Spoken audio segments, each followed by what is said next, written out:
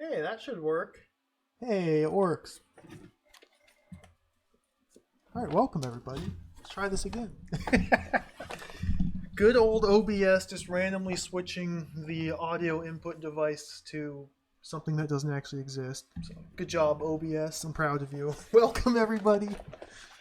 We're back live yet again. September 20th. Blah blah blah. Let's play video game. Welcome, Pudmuddle, Cactus Bee. Hey, Floor is Lava. Thoughtless Deed. E-Witch. Welcome everybody. I've had enough of the city. We got to move on to bigger and better things. The city is a very cool game, but in all reality, in all intents and purposes, it's not much of a game. It's just a sandbox, a hub, a alternate reality, if you will, to explore and adventure at your own leisure. It's pretty cool, really neat, very ambitious. I think we've seen all there is to see in the city. So it's time to move on. You know, it's crowding me because, oh, look at this. Oh, we just got the dungeon. The dungeon. Look at the box art. It's like the exact same. Almost identical box art. So they were definitely going for a consistent theme or branding. Alternate reality, the dungeon, the ultimate role-playing fantasy game. It's like literally the exact same cover art, except instead of seeing a tiny little alleyway of buildings, you see a dungeon gate. Goodbye, city. Let's take a look at this. Let's zoom in and see what we can see. Oh, mystic archway. A very good snake wrapped around the stalagmite. A good skull. Rats. Look at the hand. The hand reaching out the hallway. Bats. Oh, mystic runes over the gargoyle. Oh, yes. This is everything I wanted in a dungeon. The gargoyle thing is awesome. Now we're going to transfer our character. Hopefully this works. I haven't tested it. I don't know. I've heard reports that it's kind of awkward and janky and may or may not actually work in this version, transferring characters from the city into the dungeon, but we'll give it a shot. Let's turn the box over. Take a look at what we have waiting in store here. Beneath the city of Zebek's demise lies the dungeon. These dank, gloomy corridors hold many of the secrets to your existence in alternate reality. Take your high-level character, I think I'm level 6, that's high enough, from the city into the dungeon and explore with confidence. Or, if you dare, develop a brand new character from the moment you walk through the forbidding dungeon portal. Accept the quest of Acrinimerol, the wizard. Acrinimerol. Yeah, good name. Join a guild. Ooh, and learn to use magic spells. Sort out the rumors passed on from life forms you encounter. Does that mean there's going to be NPCs? And discover the path to the Oracle of Prophecy. Good deeds and a visit to the dungeon chapel can help to redeem an evil adventurer. Make friends where you can, but beware. Friends in one quarter can lead to foes in another. 4 levels of dungeon to explore, multitudes of new monsters, quest upon quest, and strange forces, both evil and good, take you further toward your ultimate goal in the alternate reality series. Return to Earth or seek revenge on your captors. Of course, we will never be able to realize our ultimate goal. Sadly unfinished. Features second game in the alternate reality series, 3-dimensional scrolling, original music, brand new songs, combined keyboard and joystick action, 1/3 more territory to explore than in the city. And a couple of screenshots from the actual Commodore. So this is 1986. Now, I don't know all the details about the staff and Datasoft's involvement and exactly how everything worked out, but my understanding is that Philip Price was the main designer of the series. He made the first game essentially entirely by himself, save for music by that other awesome guy whose name escapes me. And then in the second game, Philip Price is only credited with like the design, and I think other people made the game rather than him. Like maybe contract disputes or something or another. I don't know all the details. It's not technically made by the same guy, even though it's all going off of Price's original design documents and plans. So, as we do, we must check the manual. Oh, my cropping got screwed up, so let us unscrew up the cropping.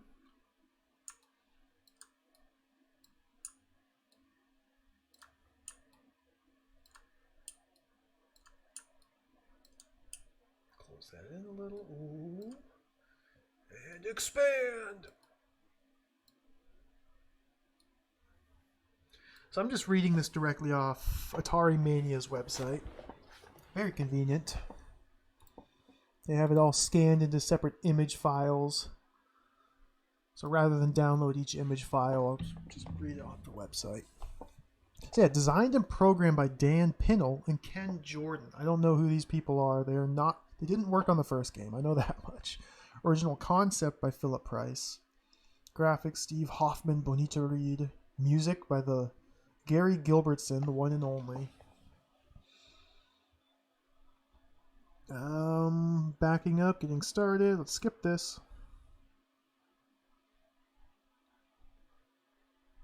Press T to transfer a character. Yes, yes. Very good.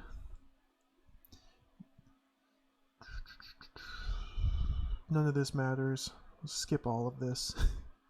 Compass. I understand how to read compass. There's all the keys. Press C to cast a spell. Oh, I can't wait to use magic.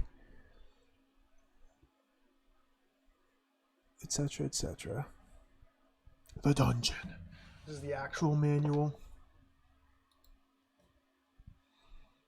Oh, look at the artwork. You got like pixelized mushrooms with Among Us characters. Toes? I don't know what that is. I like it though. So this one says 1987. Oh, interesting. I wonder what year this actually got released. Greetings! Welcome to The Dungeon, the sequel to The City. Read this guidebook before entering the dungeon. It may save your life. Separate reference card gives instructions, blah, blah, blah. A map is included in the package. Ooh. Use this as a base for exploring and mapping the rest of the dungeon. Also enclosed is an artist's rendering of major dungeon sites that may help your mapping efforts. I like that. You'll discover entrances that let you take your character into future installments of alternate reality. None of those exist. If only. The city, which is referred to many times in this manual, is the first scenario. Need a blank disk? Okay, I'll have to make a new blank disk for a new character disk.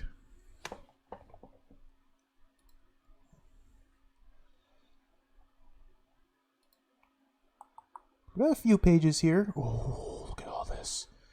Guilds, spells, magic, curses, poison, disease. Oh, the epilogue? What?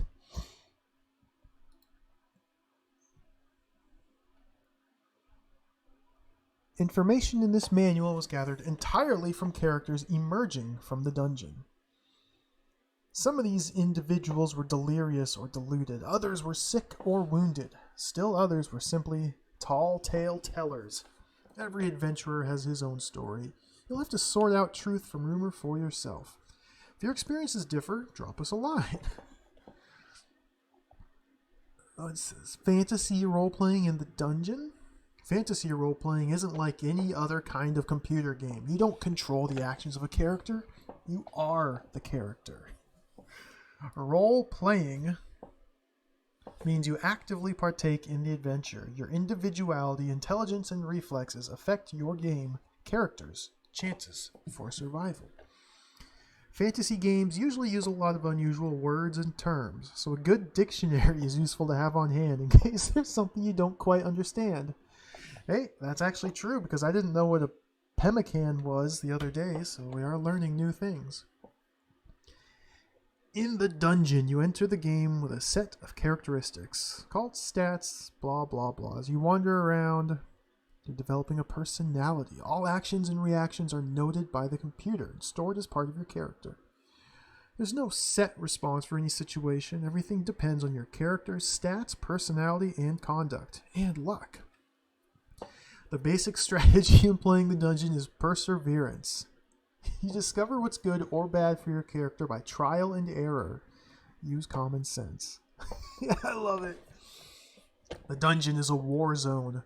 The trolls and goblins have been battling each other since time immemorial. Learn to use this eternal combat to your advantage.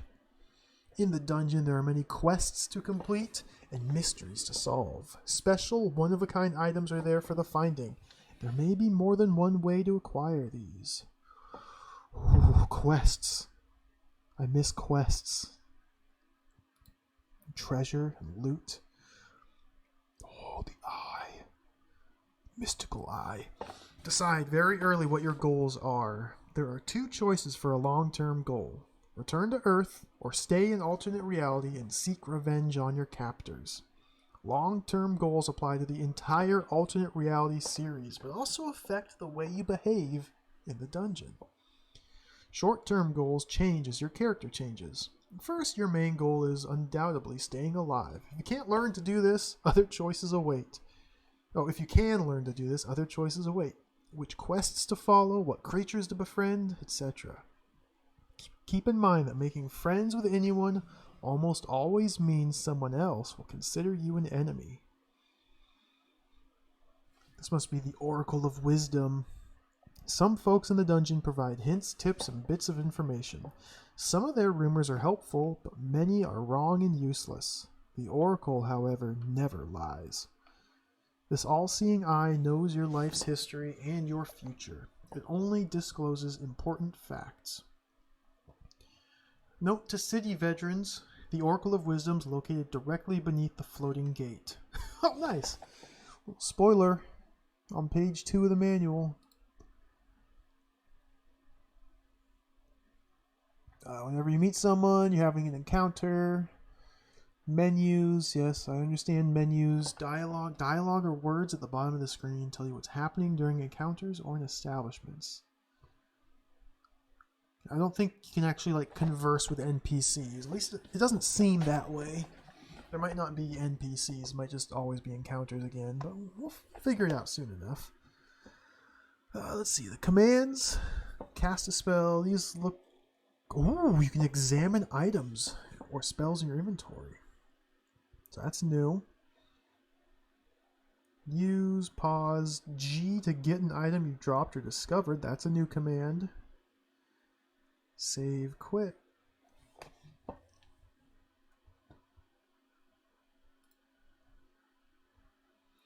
Death occurs when your hit points drop to 0. There are many ways to expire in the dark dungeon corridors. Poison, disease, curses, hunger, thirst, fatigue, and losing battles, to name a few. Turning off your computer without saving your character is another way to die. At any moment, a disease or curse received a few days earlier could suddenly kick in and end your career.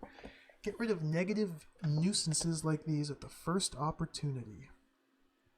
When you die, your character isn't removed from the character disc. It's still there, waiting to be revived. Oh, that's really nice. Reviving a lost character always costs you a randomly selected stat point. Stats are explained shortly. That's not nice. If you think because you understood the city, you'll also understand the dungeon, you're in for a few shocks. Life and the rules are different down below. Read all the material in this manual, even the section on stats. Okay. The purpose of the city was to develop yourself into a character of awesome proportions and get oriented to the ways of alternate reality. The dungeon is far more complex. Here you'll embark upon quests to solve some of the city's mind-plaguing mysteries. Before leaving the city for the dank depths of the dungeon, gather your wealth from all your bank accounts. Warning! Once you've entered the dungeon, there's no turning back. See, I'm skeptical, Silo. I don't know if you can go back and forth. My understanding, and this is based on like nothing, maybe like some vague sentence I read on a forum by some guy, is that you have to finish the dungeon and then you can leave out into the city. But I don't know. I don't know.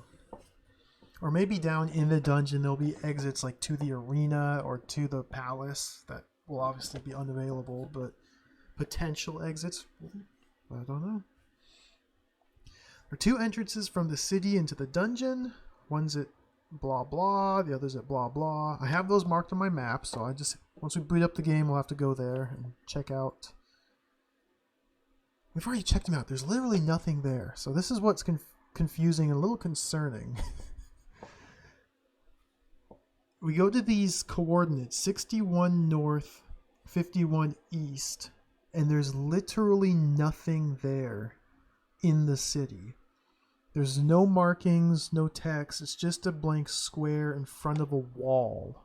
So I assume we just go and stand on those coordinates in the city, save our game, and quit, and just hope it works. I guess that's what I'm going to try. We'll see.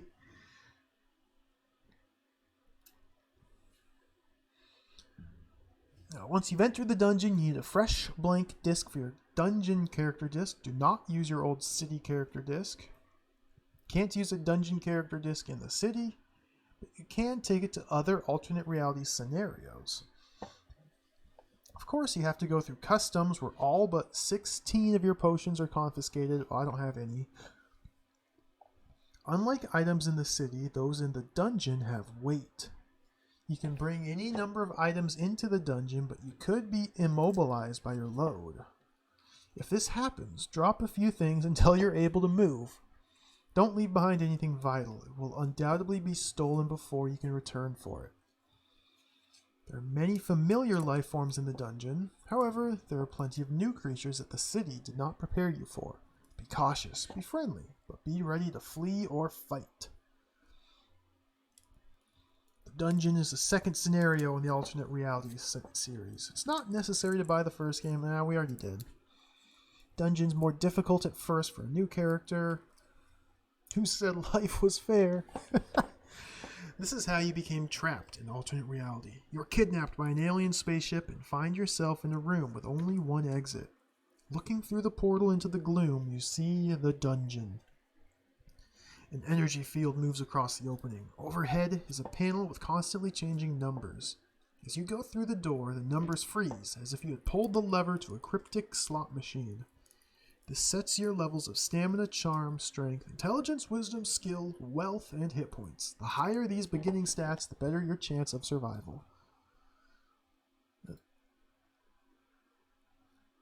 The first few days, you're extremely vulnerable to foul play. Keep a low profile till you're familiar with the surroundings. Keep an eye on your stats. You can become cold, hot, hungry, thirsty, tired, diseased, poisoned, or cursed. These are some of the tamer things. Use what money you have carefully. Buy a compass at Damon and Pythias shop, the DMP. The values or stats on top of the screen give a lot of important info about your character. Stats are increased by magic, by moving up a character level. They can be decreased by magic, disease, poison, curses, hunger, thirst, fatigue, and other fun factors. So experience is gained with encounters. The more encounters you live through, the more experience you rack up. Yeah, that's about the same. Stamina is your health, endurance, and resistance to magic. Charm is how other life forms react to you. The higher your charm, the better your chances are for making friends. Transactions and bargaining are more likely to go well for a charming character. Note to city veterans, there is no battle tactic of charming as there is in the city. Strength is crucial when you're fighting. The stronger you are initially, the better, since you enter the dungeon armed with nothing but your bare hands, unless you come in with weapons from the city. When you acquire weapons, your expertise depends on strength and skill. Strength also determines the size and number of combat implements you can carry. Prolonged battles in which you're ultimately the victor may improve your strength. Intelligence is crucial for casting spells. Tricking enemies also depends on this stat, but tricking is an evil act. Oh, I don't think I tricked anybody in the first game. I mostly just charmed them. Skill helps you avoid blows from an adversary, aids you in wielding battle weapons. Wisdom enhances your intelligence. It's the stat that determines how many spells you can learn and how easily you're able to identify potions, and hit points are important. These stats seem the exact same as the previous game. Note, you are closely monitored. Many things, including your personality, are constantly being taken into account by the computer, but the stats on the screen don't tell the whole story. There wouldn't be much mystery if they did.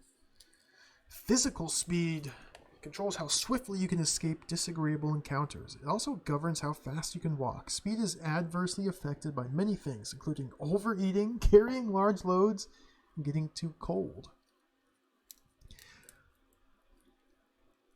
Oh, characters from the city come in with whatever moral alignment they earned there.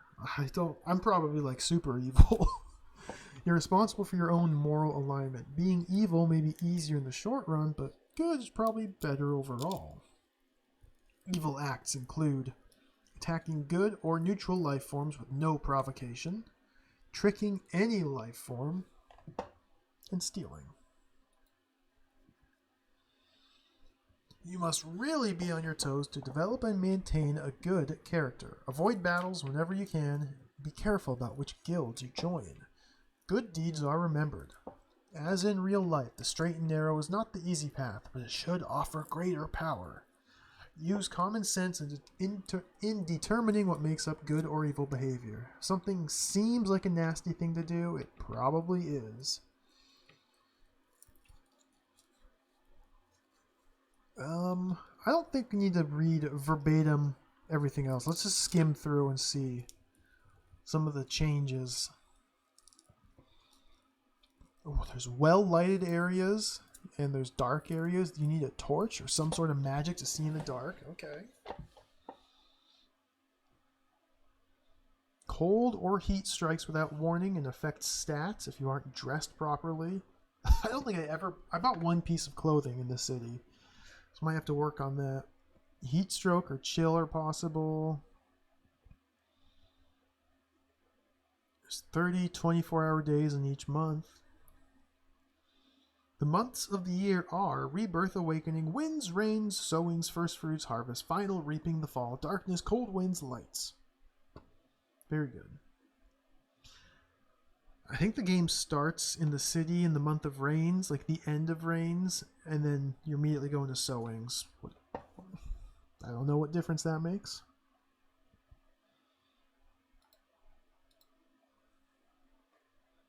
Oh, mapping. If you're a former city dweller, the map you made there gives you a bit of assistance in getting oriented in the dungeon, because some dungeon locations are situated beneath their corresponding city locations. The palace prison's beneath the palace. However, both newcomers and veterans are on the same footing concerning the network of passages, since dungeon corridors are totally different from city streets. Make photocopies of the grid and leave the original intact. Look closely at the walls. There's vertical lines.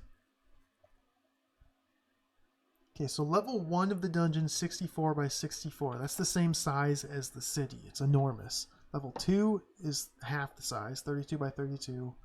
Level 3, 16 by 16. Level 4, 8 by 8. So they get progressively smaller. Each level is situated squarely beneath the center of the preceding level. Okay, and so it's like funneling you down towards beneath the floating gate, which must be where the oracle is at the very bottom. Yeah, start at the bottom left corner, number that first square 0 north, 0 east. blah, blah, blah, blah, blah, blah, blah. Oh, in the city you had the sky and the mountains to assist, but no heavenly bodies or earthly hillocks help you here. There's a relatively simple way of getting around level 1's perimeter. Use the sewer. Traverse this low, dank passage, but look out for rats, mold, slime, and other unsavory sewer citizens.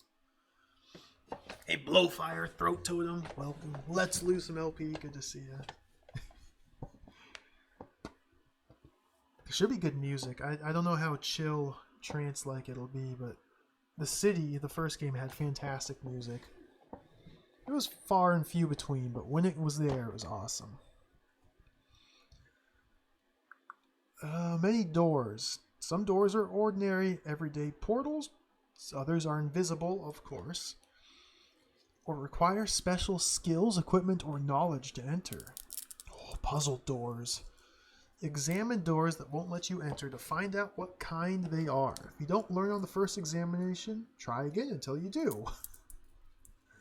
What a good mechanic. If you bump into a wall and hear an odd melody, it means you're going through a secret invisible door. With the right spell, you can see secret doors. There's locked, there's bolted, there's enchanted doors. Locked doors must have magic keys, and they don't stay unlocked for long. Bolted doors require strength. Enchanted doors need intelligence. Some doors are one way. Yep. Different types of walls, those different areas. Ice crystals, regular stone. Ooh.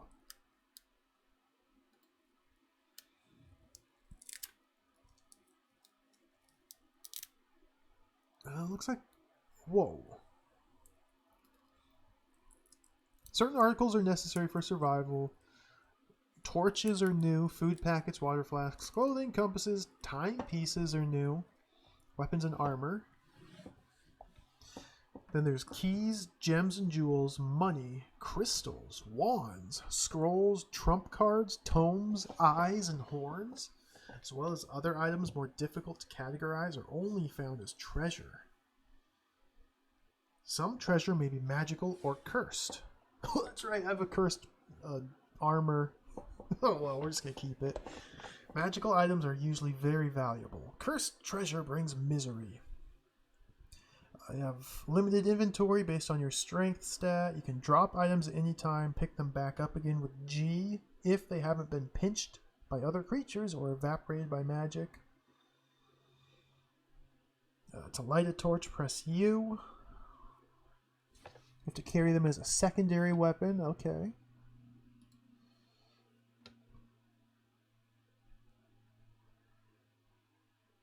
If you drop a torch or it's knocked out of your hand, it goes out. Don't bother picking it up. You can't relight a dead torch. Buy clothes. Some clothing is magical. Some even offers elements of protection. Ooh. Elven cloak lets you blend into your surroundings, making you harder for enemies to see.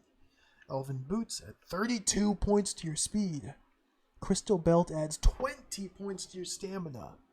That would like double my stamina. That's so good. There are other fantastic duds, but these are the only ones we're giving away. Aside from the magical and protective advantages, clothes also have a dapper value. Some life forms are influenced by the style, fabric, or color of what you wear, and some are outraged by what you don't wear. Refrain from traipsing about in the altogether. Just carrying clothes is pointless. You have to don the attire. Food, water. If you overindulge, you'll be too stuffed to even drink water. Bad news if you're dying of thirst. What the heck? A gluttonous adventurer is slow-moving and klutzy in combat.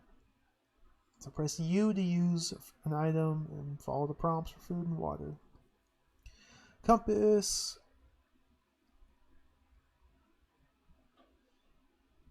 Timepiece. Buy one at the D&P or find it in treasure. Timepiece just tells the hour. Okay.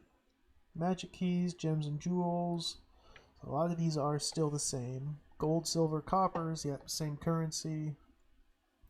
Crystals. These beautiful stones store magic energy that's used to fuel wands. Ooh. Wands use crystals for power. Each use of a wand requires a new crystal. I wonder if there's only these 6 wands. Cold wand deals cold damage to all monsters. Does that mean you'll encounter more than one at a time? Ooh. Fire wand deals fire damage to all monsters. Paralysis will paralyze all monsters. Fear wand makes most monsters retreat in terror. There are a few beasts so vile that the fear wand only makes them vicious with rage, causing them to attack. The light wand gives you 6 hours of light. The healing wand heals up to 50. Eyes.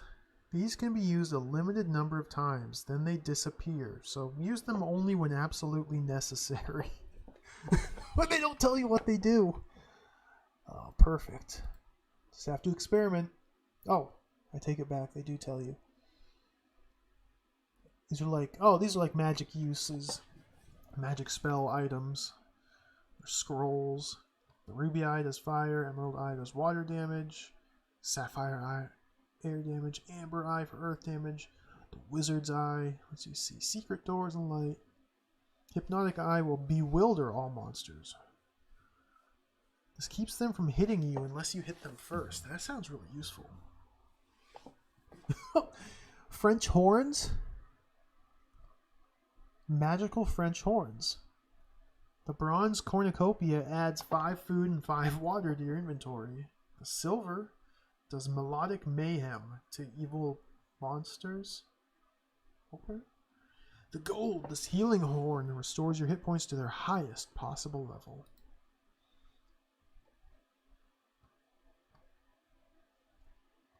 Got all the weapons and the armors based on your strength and skill.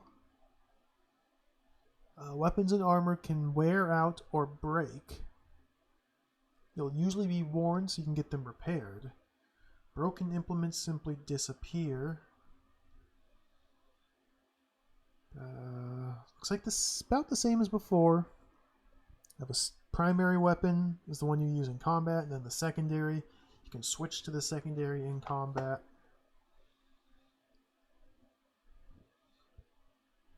Some weapons are best handled with both hands.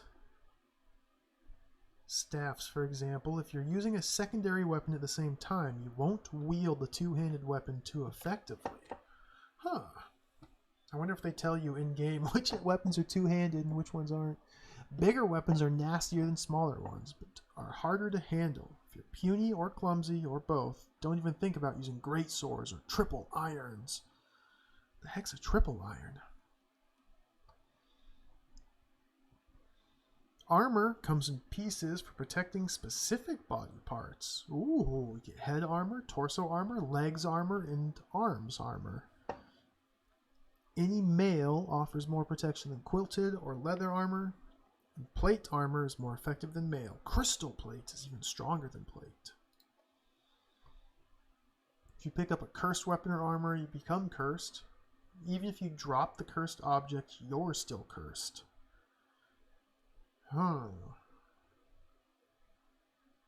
Find a guild that's willing to help you out of this predicament. I wonder how this is going to work, because I have a cursed armor in the city. I'm just going to take it with me into the dungeon. See how it goes. Several spells can enchant weapons and armor. If you need to unenchant a weapon, press U and select the weapon. Switching weapons during combat won't remove the enchantment. Oh, you have to like unequip it. Some weapons are sensitive to good and evil, even to degrees of good and evil. Evil characters that use good magical weapons and good characters that use evil magical weapons will suffer. If you do something strange morality-wise, your weapons may let you know about it. Interesting. For example, you're a good character carrying a good sword. Try to stab a harmless pauper, obviously not the action of a good guy. The sword screams in fury and drains your hit points. Will the weapon ever calm down? Not likely. Lose it immediately. Any other good weapons can turn riotous too.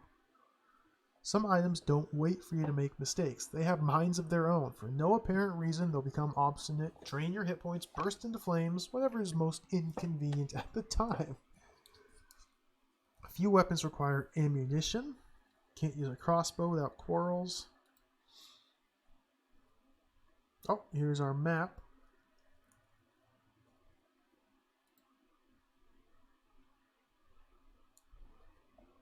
The dungeon, level 1. So that's the palace right there.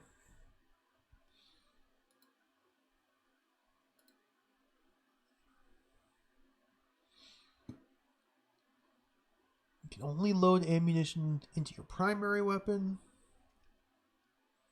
When you load a weapon, any ammo left from the previous loading is discarded, so don't reload until absolutely necessary. An ammo meter. Let's see how many shots are left.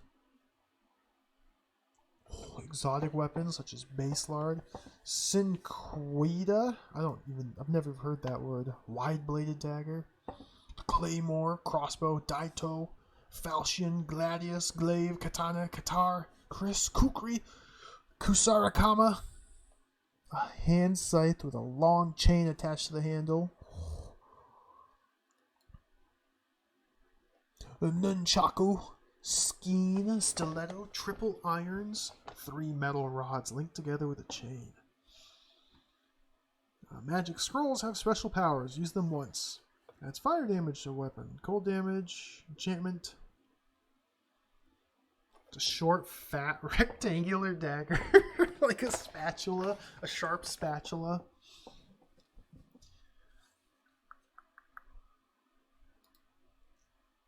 Okay, what trump cards? What the heck are these? Magical cards have special powers. Except for the King of Wands, the High Priestess, and the Fool, the effects of cards aren't time limited. Cards disappear after use. There's so many like magical use items in this. This is going to be really cool. The Star adds 20 crystals to your inventory. Crystals are used to fuel wands. The Fool increases your luck. Hierophant summons a healer. Death kills practically any monster. Just remember, if you're confronted by a multitude of monsters, this card kills only one. The Ace of Cups gives you a new beginning with guilds you were previously enemies with. Chariot is +1 skill. Strength, +1 strength. Ace of Wands relieves fatigue. Temperance cures drunkenness. Of course, you can get drunk in this one too. King of Wands confers invulnerability to fire. The Page of Cups cures hunger and thirst and their effects. The Ace of Pentacles, 100 gold. 100 gold to your inventory. The High Priestess gives you limited protection from all attacks for up to 6 hours. Tomes. Powerful books deliver special skills. Use them once, then they melt away. Their effects aren't time limited. So +1 to intelligence, +1 to wisdom, 1 to charm.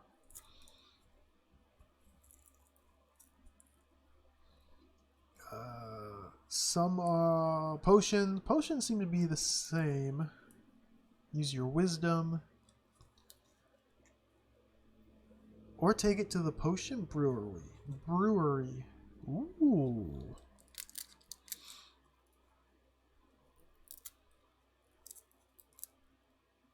Potions of inebriation aren't fatal, but they'll make you wish you were dead. When tipsy, your movements have all the grace of a sick sand crab. You pick fights you couldn't possibly win, and you generally act like a total nincompoop. Find a temperance card or sleep it off. A smash adventurer is nobody to be proud of. Very good. A partial list of potions. Look at all these potions. Potion seller. Hemlock causes the loss of 2 hit points every 20 minutes. It's terrible.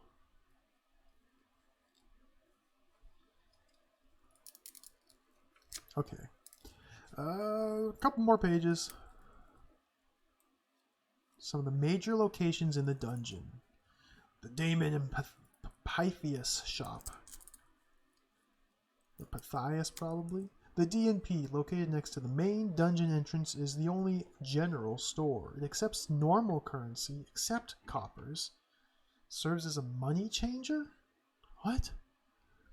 Aisle after aisle of expensive, albeit slightly shoddy merchandise. Compasses, watches, torches, all manner of clothing, armaments. D&P quality is never confused with that of a Bond Street or Rodeo Drive store. So don't bet your life on the sturdiness of their swords. Torches, however, are first rate. Bargain for low prices, but don't insult the shopkeepers. Honest Omar and his twin brother Jeff. You'll be asked to leave if you offend them. This is not a service economy. Dude, look at the little artwork here. This is so cool. I guess the bed is just like in the middle of a doorway. Perfect. Guy's taking his boots off and hanging out by the fire. Oh. The dungeon has only one inn, located in the well-lighted area near the northeast dungeon entrance.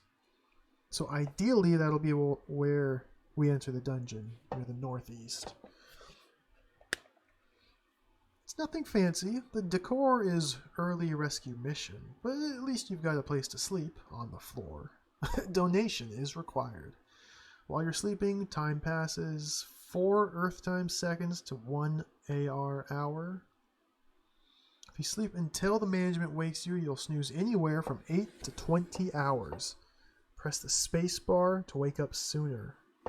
Oh goodness, you can't just tell them to wake you up in 3 hours. You have to count. Every 4 seconds is 1 hour, so just count to like 24 seconds if you want to sleep 6 hours. Oh, perfect. This is going to be interesting. Dozing is crucial to restoring hit points, but you can use up nourishment. Any curses, diseases, or poisons you have may become active while you're asleep. Check your stats periodically and be careful about snoozing around the clock. It's humiliating for an adventurer to die in his jammies. Der Rathskeller Bar and Grill. At this tavern, you can buy food and drink for on-the-spot enjoyment. Some purchases also add food packets to your inventory, like taking out doggy bags. Remember, don't stuff yourself, but do leave a tip for the service. Approximately 15%. Alcohol is served, but as in real life, drink only in moderation. If you're drunk, you'll have trouble walking, fighting, or staying alive.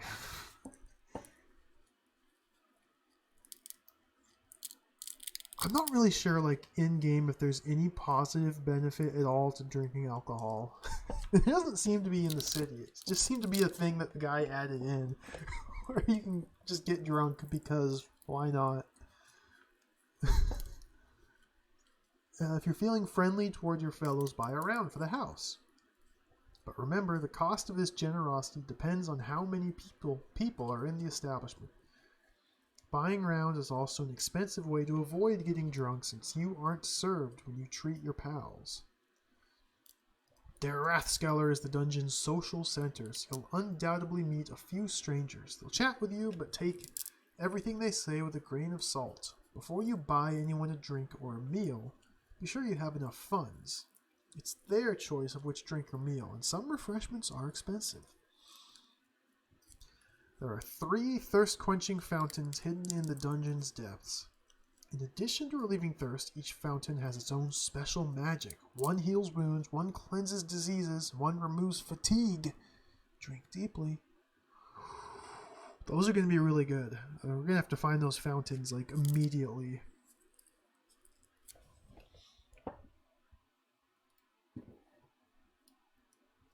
Bank vaults. 2 subterranean vaults, one under the city's Graham's Gold Exchange, the other beneath First City Bank. You may want to visit these since they house piles of money, mostly in coppers. You'll be given a choice of grabbing some cash, searching for more goods, or leaving. Obviously, you'll be making an illegal withdrawal, evil act, for which there may be substantial penalties. The banks are constantly beefing up security, so the longer you search before heisting the loot, the more guards you'll have to contend with. Oh, that's really cool. So I know where the banks are in the city, so I assume if we just go right underneath them in the dungeon, we'll find the vaults. That's really cool. Man, I might just play like a super evil character. It sounds like a lot of fun. Lucky's Potion Brewery. New potions are concocted every day. The River Station. For a small fee, the ferryman at the River Staunce will take you across to the realm of the undead. Everyone's favorite holiday spot. You can only cross the Staunce at midnight. The ferryman will take you downriver at any other time. Oh, what's this? This cool looking sword candles. Not the River Styx. This is the River Staunce. Totally different. This serene sorceress examines, enchants, or repairs your weapons. She can also reveal something about their powers, even lend a touch of enhancement or enchantment to mundane weapons. Expensive! The chapel? Dude, there's so much stuff in this game. This is like massively expanded from the city. It's like the city had almost nothing. Just bare minimum, like 4 different vendors or 5 different vendors and monsters. And now there's like all tons of stuff and items and treasure and magic tomes and tarot cards and crystals and chapels. So much stuff. Bank vaults, bank robbery heists. You can pray, you can consult with a priest, or hear a sermon. Praying may or may not be beneficial. You have to try it to see what happens. Consulting with a priest is practically the only way you can tell what your moral alignment is. If your soul is very dark, you might be offered the chance to repent. Hearing a sermon is useful for learning what types of behavior are good in the dungeon. This activity can also be beneficial to your moral alignment. The chapel has been known to provide sanctuary for wonderfully moral characters. The Dwarven Smithy. Hopefully this smithy sings. You can purchase quality weapons and armors made from pure precious metal known as true silver. True silver has naturally inherent qualities, and only the dwarves know how to use them. Smith sometimes buys your old weapons and armor for scrap, of course.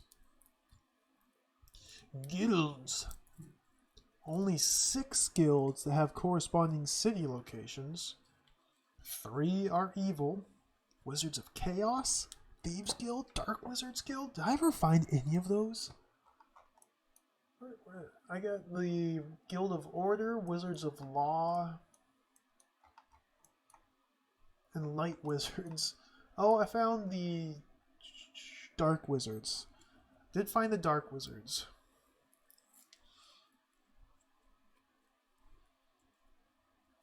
Uh, 3 are good. The Guild of Order, Wizards of Law, and the Light Wizards are good. The Paladins, nice guys, and Mercenaries, rotten guys, are guilds not found in the city. Any guild you're a member of will remove your curses. Okay, so we probably want to find a guild straight away to uncurse myself. I'm probably bringing in a curse from the city. And if you're really down and out, your fellow guildsmen may lend you a hand. Each guild has character, level, and moral requirements for membership. You may join one primary guild and become an associate member at others. A guild won't admit you if you're a member of its arch-rival guild. Okay. Your primary guild is the first guild that accepts you. In your primary guild, you're allowed a locker to store provisions. Oh, that's nice. Once you're a guild member, avoid killing members of your own guild. If you do this or commit other acts that significantly change your moral alignment, the guild warns you. If you continue on the path away from your guild's values, you will be banned from that guild forever. What are the items? Maybe a tarot card?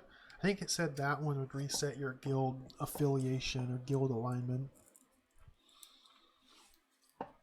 Your primary guild gives you a nifty ring that marks you as a guild member, bestows enough power to cast spells. If the ring runs out of steam before a spell is cast, the spell automatically taps into your energy supply. You'll tire quickly. A meter on the ring shows how much power is left. The ring is rechargeable for a high price at the guild where you received it. Huh. So that's how magic works. That's pretty cool. Guild membership includes the chance to learn spells. Guilds also offer classes on honing your spellcasting talents. Oh, the Dark Wizard. The limited number of spells they can teach. The spells offered depend on which spells the guild has and what your character level is. Your wisdom limits the number of spells you can acquire. Every good spell has an equivalent evil spell. Some evil spells are slightly less powerful than good spells. Whether a spell is good or evil depends on the alignment of the guild you learned it from. When you cast a spell, there's no guarantee it will work. Spells you've learned are listed in your inventory along with your likelihood of successfully casting them. 0% to 95%.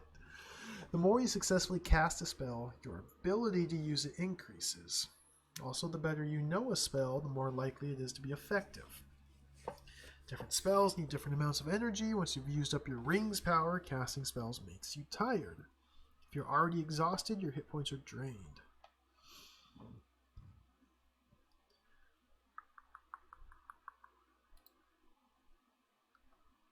Oh, the magic.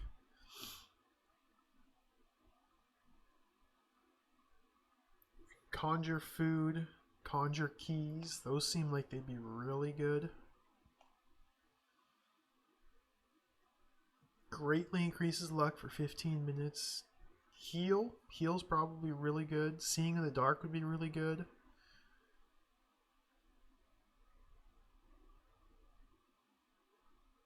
Oh, shows coordinates for current location. See mapping. A location spell. Oh, that'd be really good.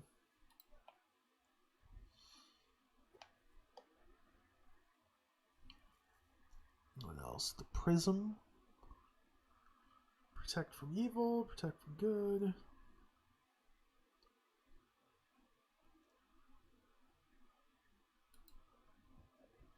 I'll refer back to this spell listing once I actually get magic.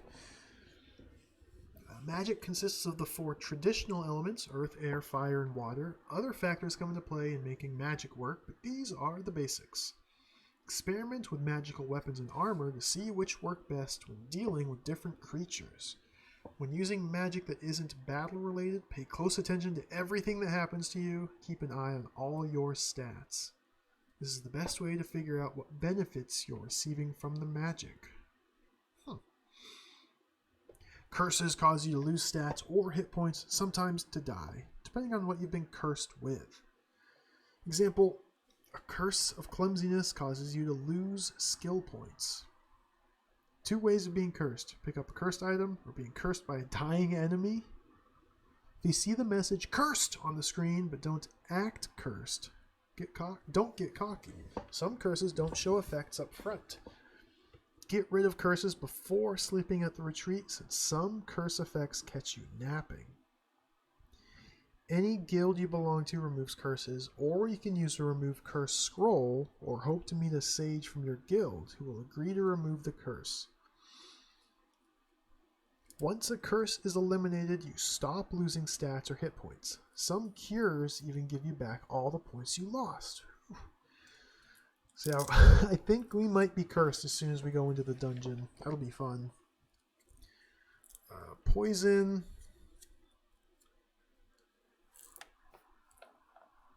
Poison drains your stats. No bueno. Don't get poisoned. Disease drains your stats.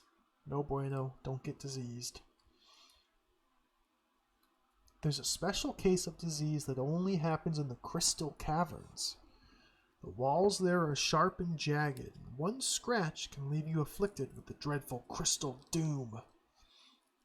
Its effects are gradual, beginning with increased strength and stamina, but decreased hit points and skill until you finally turn to solid crystal. That's pretty cool. Encounters. anytime you go through a door, you have a high chance of encountering something. You can surprise them, get surprised, notice each other at the same time. That's the same as, oh, what is this? It's a gigantic earth golem, a sand demon. So if you are surprised, or if you do the surprising, you get 4 choices. The first 2 are evil acts.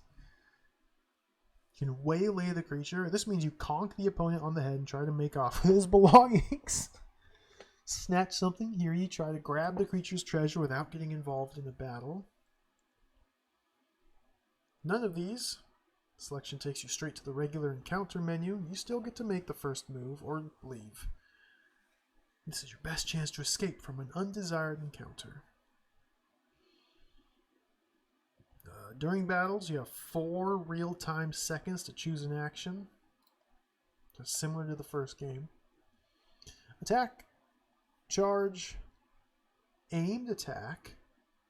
This means you don't strike until the right devastating instant. This move gives you a chance of inflicting a lot of damage while keeping your up guard. Transact. You can talk with a life form now. The outcome depends on your charm level, moral alignment, and how you've dealt with others in the past. This option opens up a plethora of possibilities for interaction with creatures. You can offer an item to a life form. Gear the gift to the being you've encountered, but don't feed the ghouls. If the creature accepts your offer, it may give you a clue or rumor. You can bluff to talk your way out of a fight, neither good nor evil. Trick an opponent. If you're intelligent enough, this evil act lets you get the first blow. It doesn't outright kill them anymore. You can hail the creature. Hail the creature to start a conversation or find out who it is. This is another way to be nice and perhaps receive a rumor or clue. Capital R, rumor. Capital C, clue. Those must be very important. This is also the proper beginning to any exchange with wandering healers. If a life form attacks you when you hail it, retaliation is not an evil act. Or just leave the encounter. This isn't running away, it just shows you're not interested. So to leave the encounter, you have to transact with them first and then leave.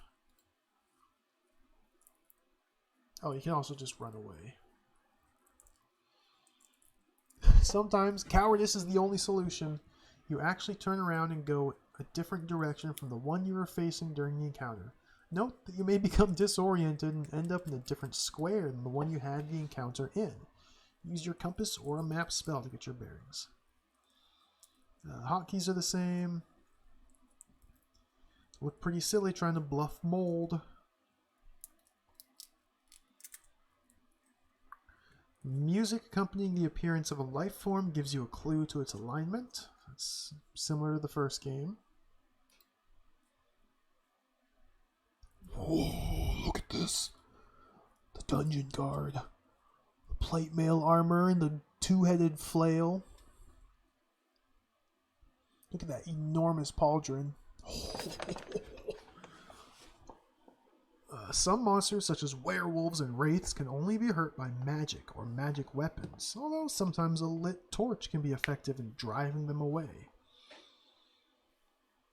So some of the monsters, we have paupers, guards, gladiators, knights, and other fighters, noblemen, thieves, cutthroats, brigands, master thieves, assassins, healers. Ooh. You like that? Paupers have no ambition or have met with some catastrophe that's put them in dire straits. Pathetic creatures. They can benefit from your generosity. I just killed them all in the... Whoa! Yes! What is this? Oh, I like that guy a lot.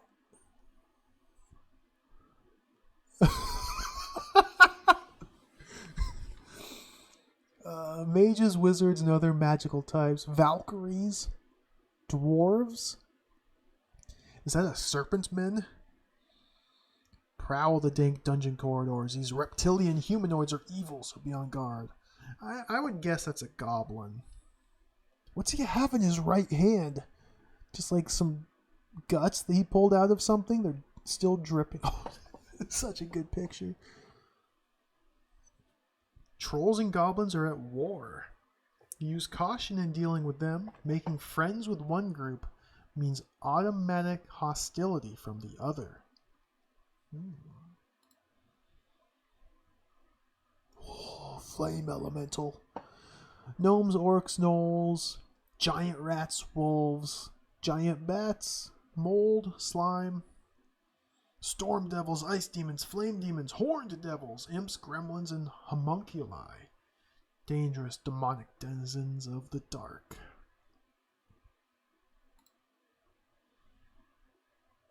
It keeps going. Phoenixes, dragons, and salamanders. Whirlwinds. Wraiths, ghosts, specters, zombies, ghouls, skeletons, liches, undead, wizards, and vampires. The Night Stalker. Oh, ho, ho, ho, ho, ho. We might see a reappearance of the Night Stalker. Legendary creature of the city that roams freely in the dungeon. Although the Night Stalker isn't too formidable on the streets of the city, I disagree. He killed me in one hit. The dungeon's darkness makes it incredibly powerful. The Devourer. Oh, a new tier of mythical beast. It's a creature of myth. Few have ever encountered this creature, and fewer still have survived to tell the tale. The dungeon is a game of discovery. You must explore every cavern and crevice to find out about the quests. There's no right or wrong way to complete the game.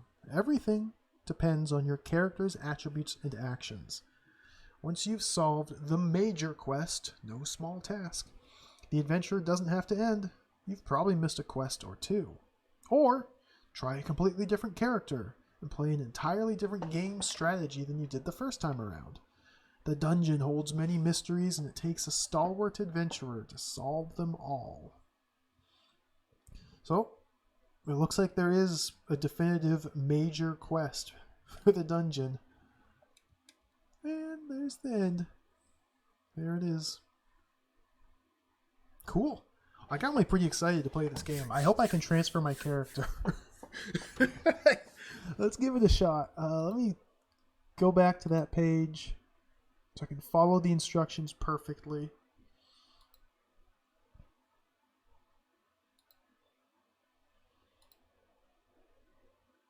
Oh, Mushroom City.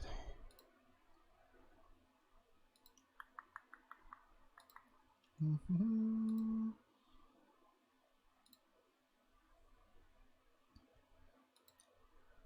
It should be not here. Right here. Okay. Keep that up. I'll put that on the other monitor. Let's play game. Let's get to it. Let's play game. The game's playing them. There's the map. The map. So I have to load up the city. I'm just going to keep a consistent timer going between the two games because why not?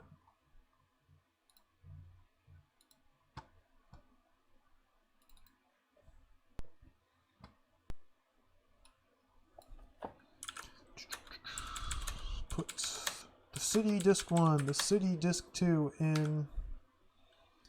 Restart.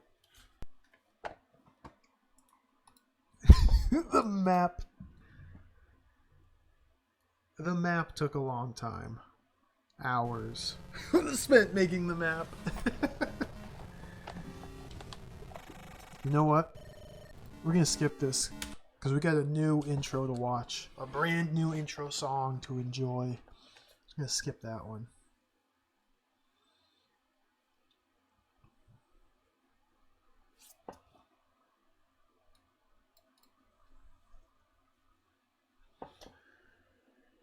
Alright, I don't remember where I was, like, physically located the last time we played. Hopefully you'll find it out pretty soon, because there's no way to really get your bearings. Insert character disc. Resume. Build bull, level 6.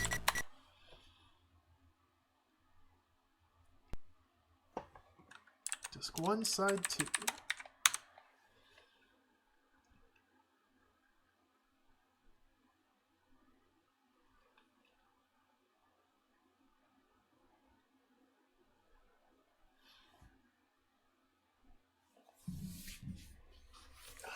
I really don't. I think I was in like the top left zone when I last left off. Like, I think I was around this tavern.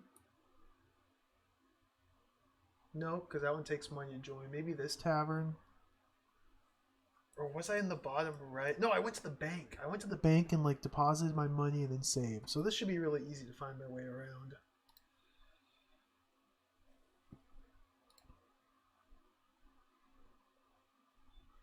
Bank. Hungry. So first things first, we must enter the bank and withdraw all of my money. And then we'll go to the tavern and buy some food. Then just go straight to the dungeon. I want to withdraw from the low risk account.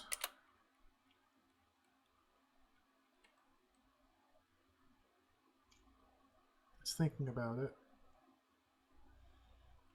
Withdraw all 1,500 coppers. Withdrawn.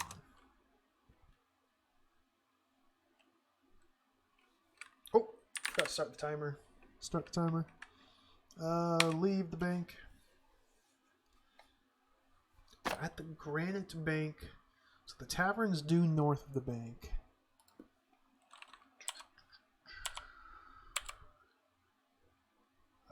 That's the alcove. Okay, I know where I am. Let's go to the bar. The Tail of the Dog. Hopefully they're selling food packets so I can get a fresh supply.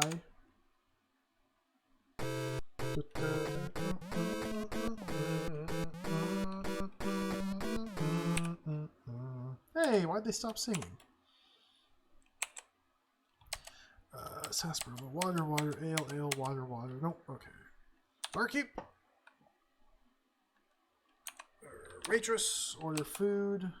Ham, lobster, lasagna, chocolate cake, crayfish, ragu of dragon. Let's get some lasagna.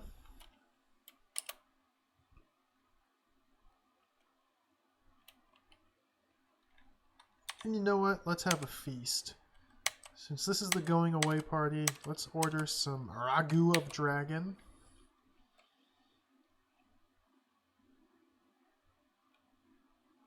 Let's hail the waitress.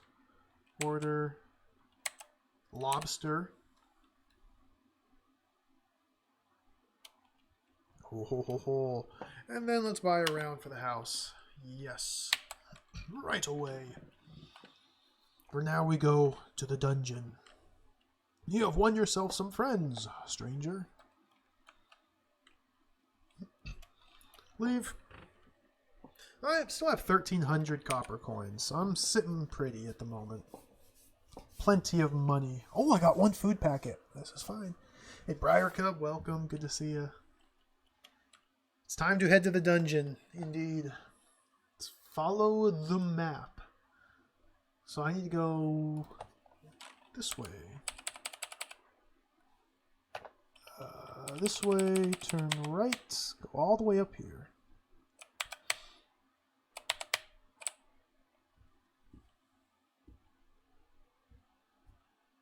Now again, I'm a little bit nervous about this because the manual tells you specific coordinates to go to and then you just save your game there and then go put in the dungeon disc. But when I go to these coordinates, we'll see soon enough. Oh, whoop, whoop, whoop.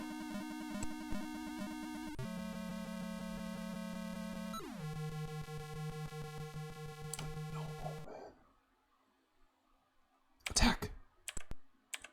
Attack! This guy might kill me. Like, he's too strong. Disengage. Leave. Oh boy.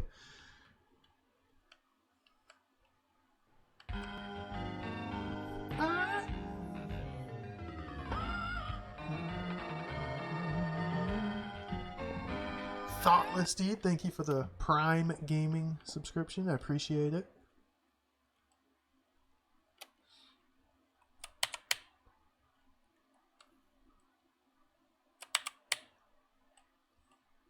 Some quality Legend of Gel music there. Alright, so according to the map in the manual, something happened. This is fine. Go around this. Okay, let me pause it right here.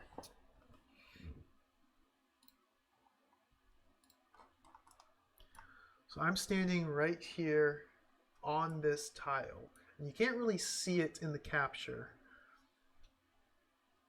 But this is tile 62 north, 45 east. The manual tells us to go to 61 north, 51 east.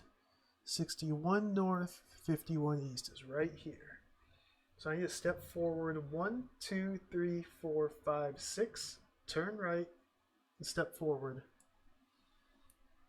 into this tile right here. Now let me just double check that I have this right. I have the map aligned right.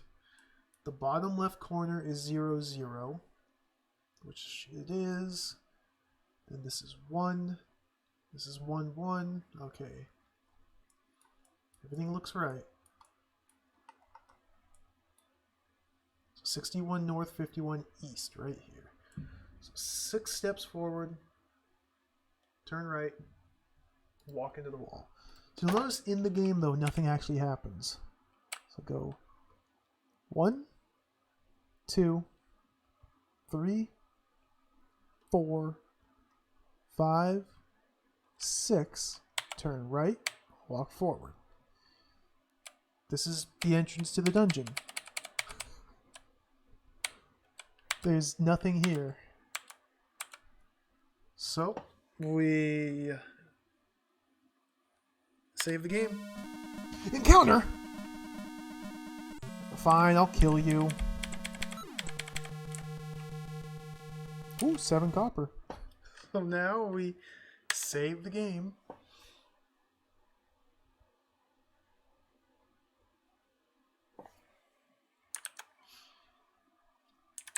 Put the character disc in.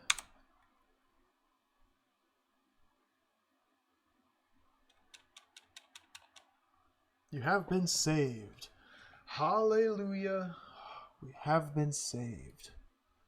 So I'm going to make a second copy of my character disc.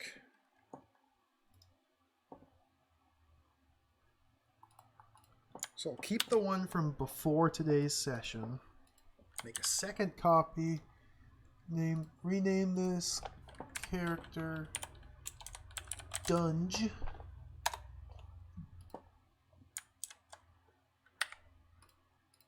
Character Dung. Put that next to my other backups. Now I have 2 backups of my character disc. And the manual tells us to reboot your computer with the dungeon disk. Select T from the character decision menu and follow the prompts. I need to make a new blank disk management. Make blank disk.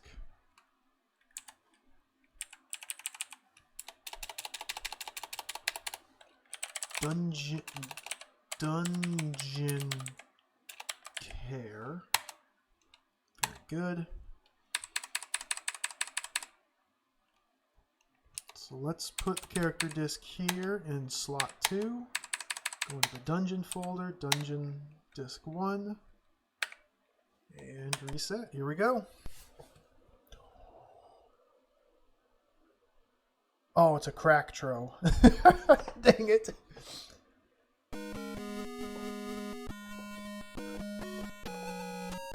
Dude, no music.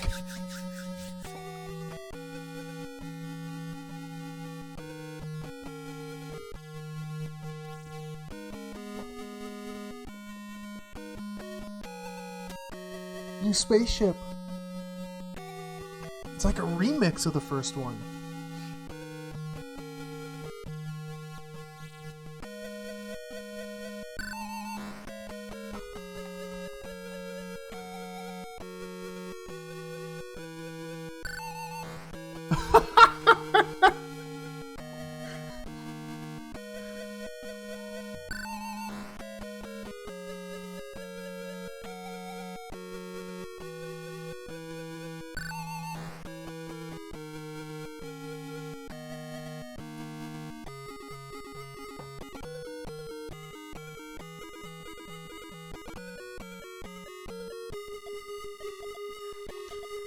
This is kind of ghetto compared to the first one, I'm not gonna lie. The first one had like flashing lights everywhere, but this is still really cool.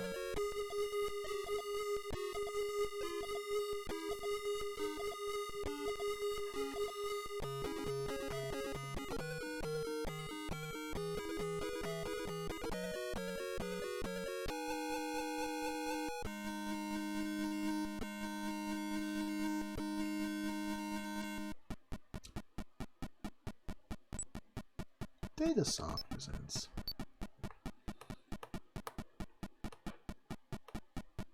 Oh, alternate reality. Look at that new logo. The dungeon.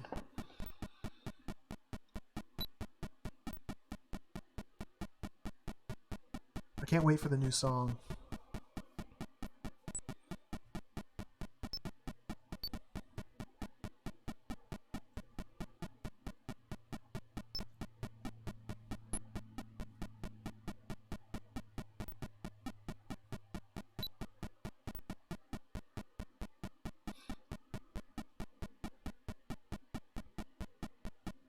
Had a lot more people working on this game compared to the first one.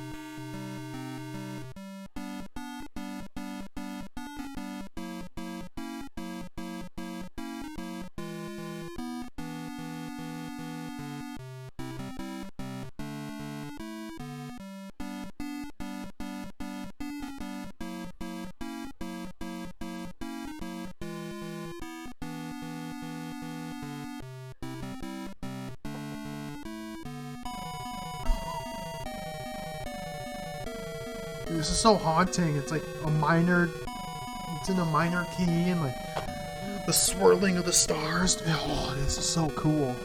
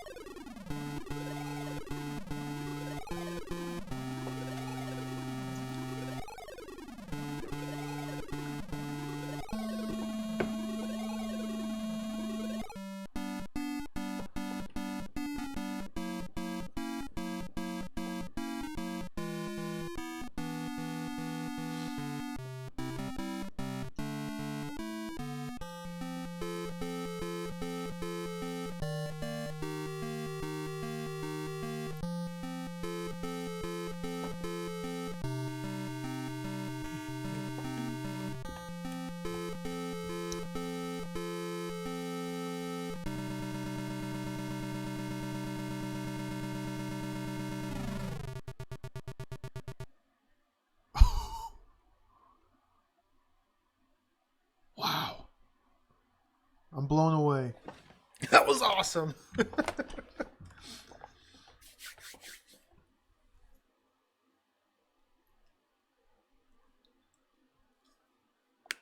It's much less of like a poppy, happy song like the city was.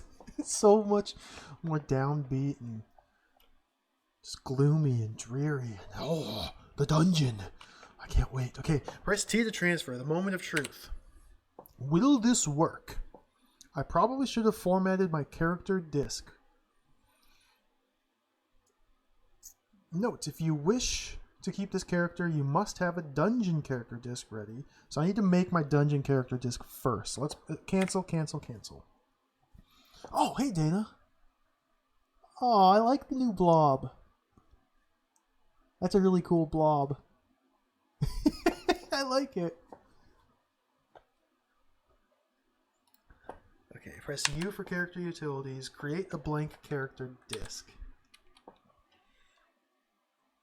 So, into disk 1, let's take our dungeon char. Spacebar to continue. Character disk has been created. Okay. So now we press T to transfer. Oh, helps I have the dungeon disk back in. Press T to transfer. Oh, spacebar to continue. Okay.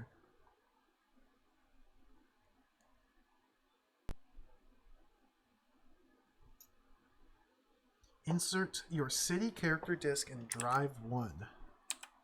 So let's eject it from drive 2, put it in drive 1.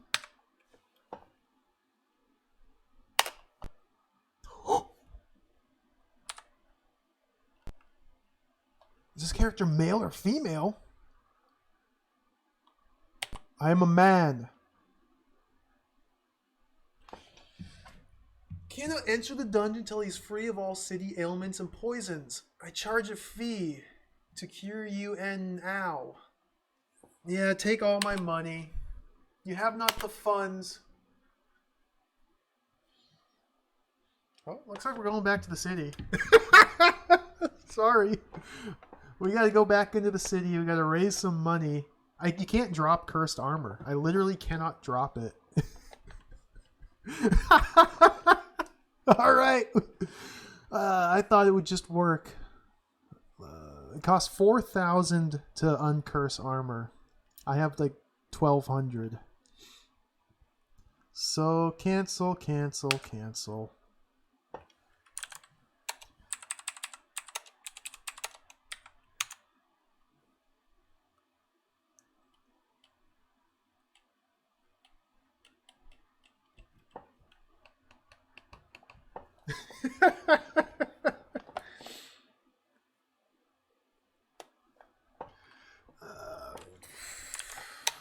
Let's go back to the city.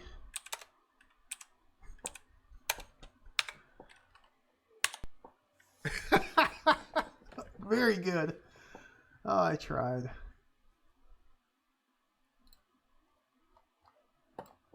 I really want to play the dungeon. Maybe we'll get to the dungeon today. I might not actually be able to play dungeon today. That's fine. I was kind of expecting the transition to not be very smooth. I was almost expecting it just to not work, period.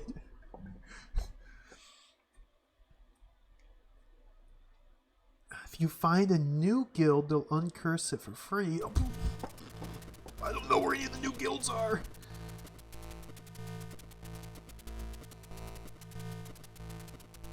Let's go.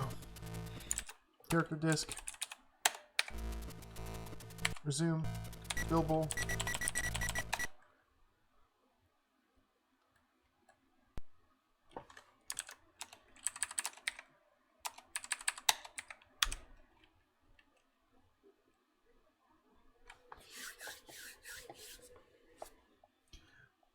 All right, well, let's bring the map up. Yeah, if I revisit a guild, they do offer to uncurse my equipment. It just costs a lot of money. Put the map down there in the corner again. Goodbye, chat. I see you, but you can't see you if you're watching a VOD. Sorry. So I saved it right here. We have 2 guilds down here. I'm going to price shop. We're going to go to all 3 of the guilds I'm aware of. All 4 of the guilds. To see if they all charge the same. So we have a guild here and a guild here. There's Philip Price. Okay, back in the game. Pause. There's also the Dark Wizards, which I found here. And then the Light Wizards down here. So seeing as how I'm saved here, we'll just go in this door, through this nonsense, to the Wizards of Law to see what they offer. Let's zoom in. That should be good enough. All right.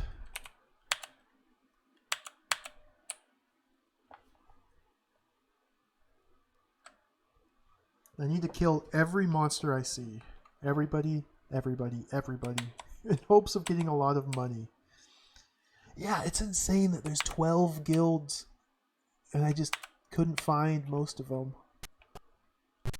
Absolutely insane. I still refuse to look up spoilers or pull up a map. Just gotta do it based on what I discover.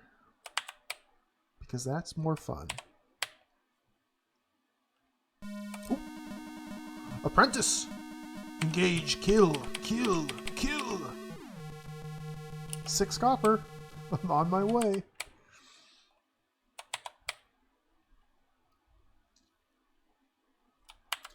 Okay, so turn right. Follow the south wall right here.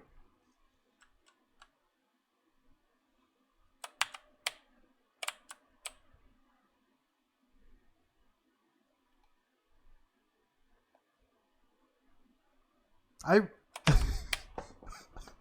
10,000 coppers to uncurse your character. Man, what a ripoff.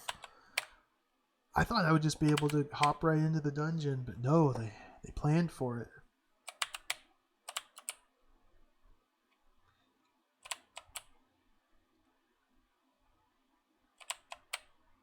Okay, here's one guild.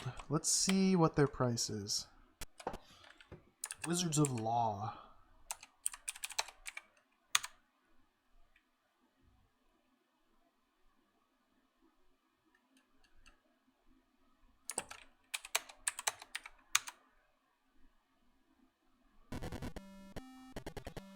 Have all curses removed from your weapons. R.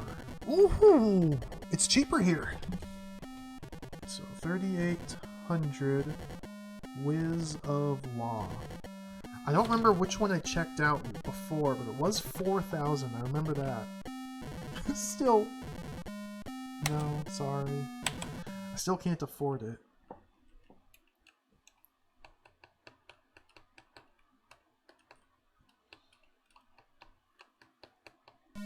Ooh. Commoner, kill! Stab! Murder! Destroy! It has died.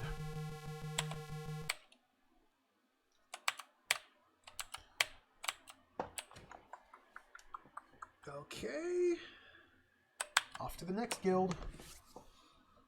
I'm gonna have to spend money on food and water as well. And rest. Things like that. As you do when you're just trying to survive.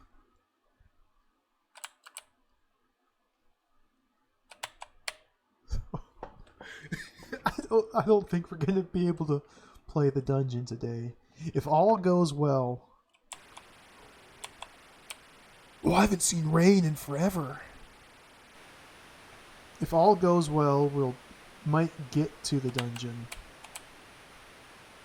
And then just pick it up from there on the next stream. Okay. Look at the map. So I'm standing here. I just need to go out this way down to the Royal Walkway. That's right.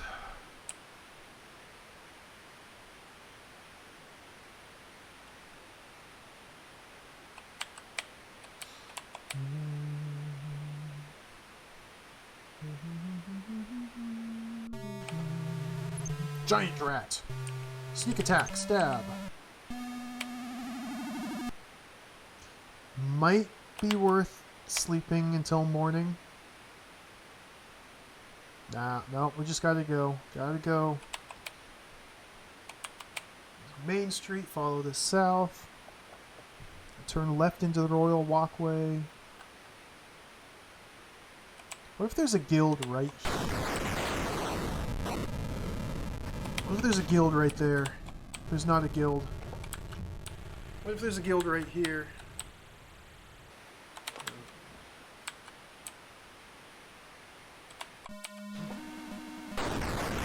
Acolyte! Kill! Kill the Acolyte! Potion. Let's sip it. Potion of Delusion. Leave that on the ground.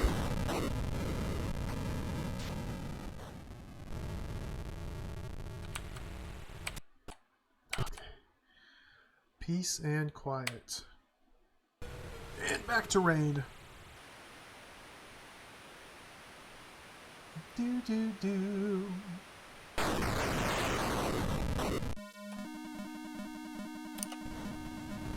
But ooh, could be lots of money here. Kill the dwarf. Kill him! It just died.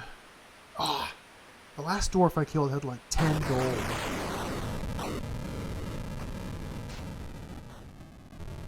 There's the palace.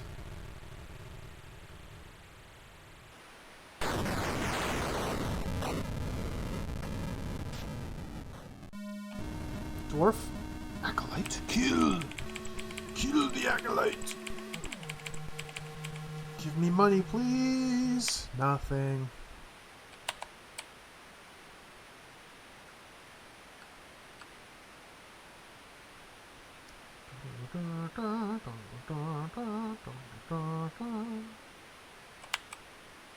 There's the second guild, the Guild of Order.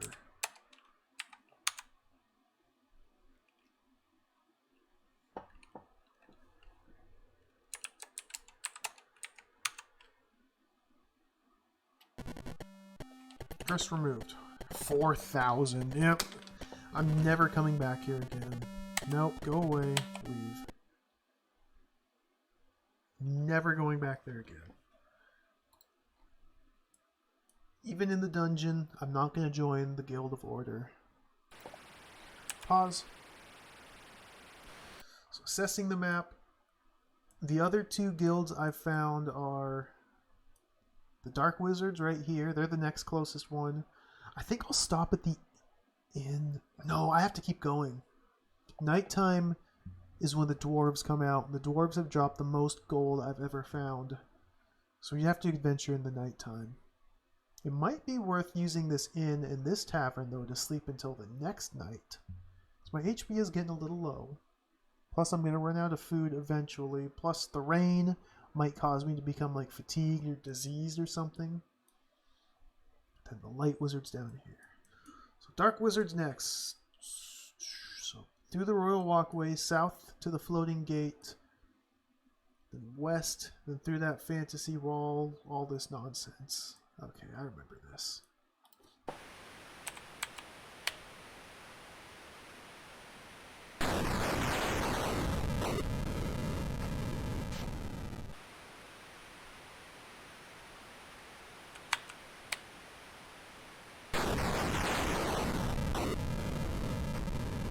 The lightning's out of control.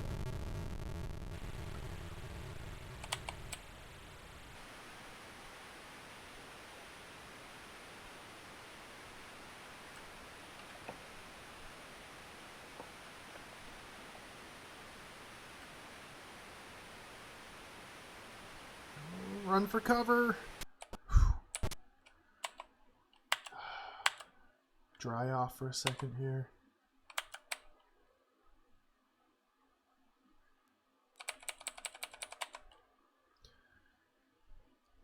All right, let's go.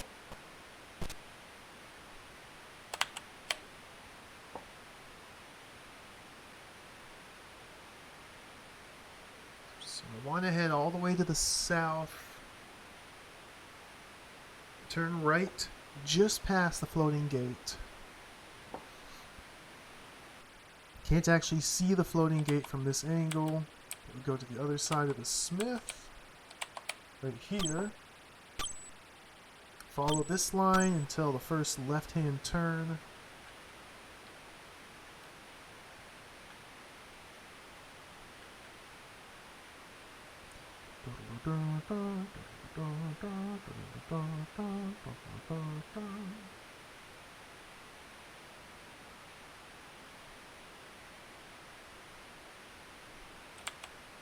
In. Immediately turn left to the fantasy wall. Double fantasy.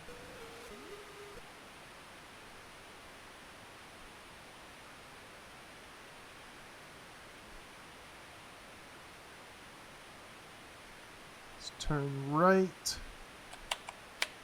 Let's stop off real quick in this enclosed area. I don't think this matters, but we are role-playing our character. We're not just playing a game. We are role-playing. It's wet. You must dry off, run for shelter, and then make mad dashes through the storm. Alright. So I take a right out of here, and then just follow the path, hug that wall into the guild. Let's go. Blah, blah, blah.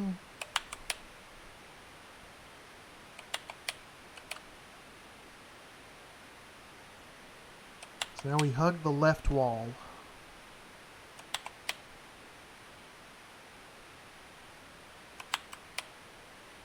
Go in here. The giant! Oh! Disengage. I think I can kill giants. What am I doing? I'm pretty sure I've killed giants before.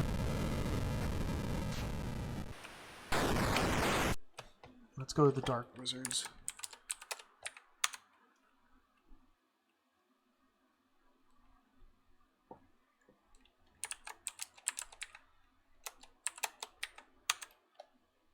Please, Dark Wizards, give me cheap on curse.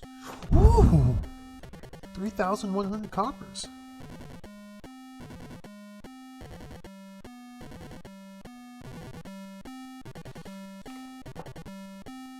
I suspect their price is cheaper because I'm probably really evil.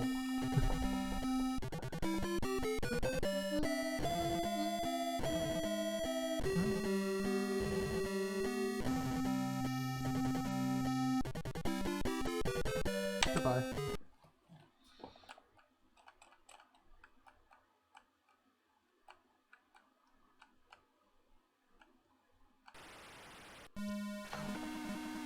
Novice, attack! It has died. 3 silver!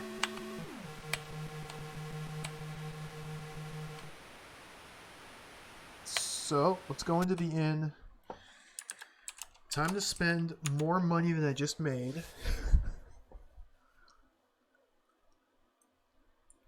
Oh, just do side 1. Check the time. It's only hour 13. Oh, wow.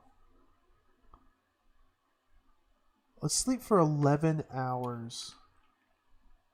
Stay the night.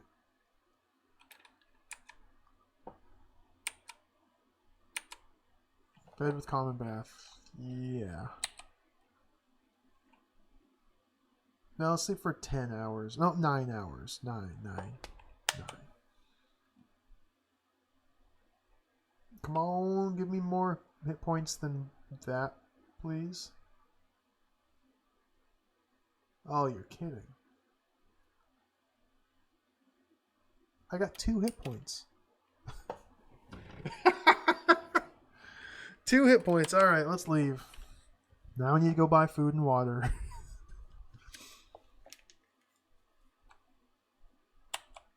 Okay, the rain stopped.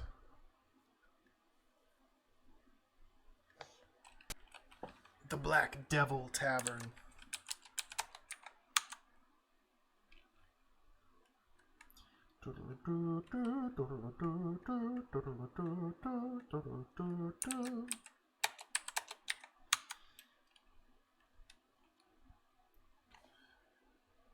They're closed. I guess I should have slept for 12 hours. Oh, they're only open from midnight to 6 a.m. Oh, this is a very, very shady place. Alright, let's leave. They're only open from midnight to 6 a.m.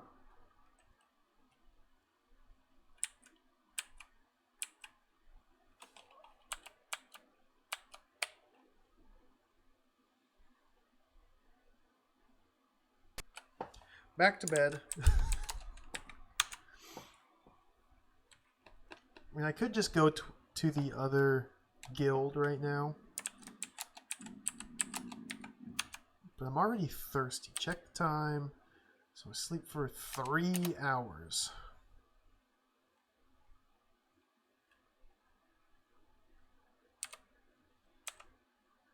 Stay the night.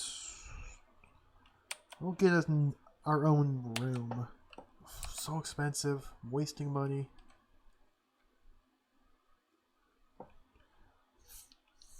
Three hours. Ooh, there we go.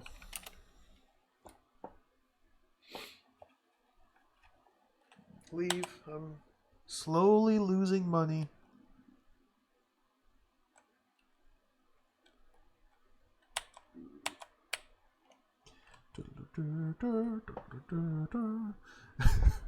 They won't let me in the dungeon, LP. They literally will not let me into the dungeon. I have to keep playing the city in order to get into the dungeon.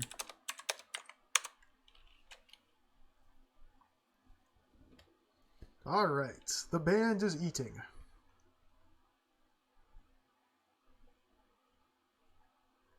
It's midnight. Play music. Barkeep, order drink, some beer, orange juice, beer, wine, milk. Well, I'm already thirsty, so let's just get a milk.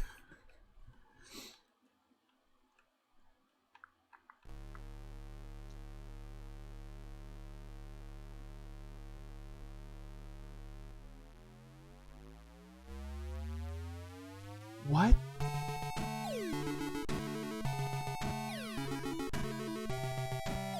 I've never heard this.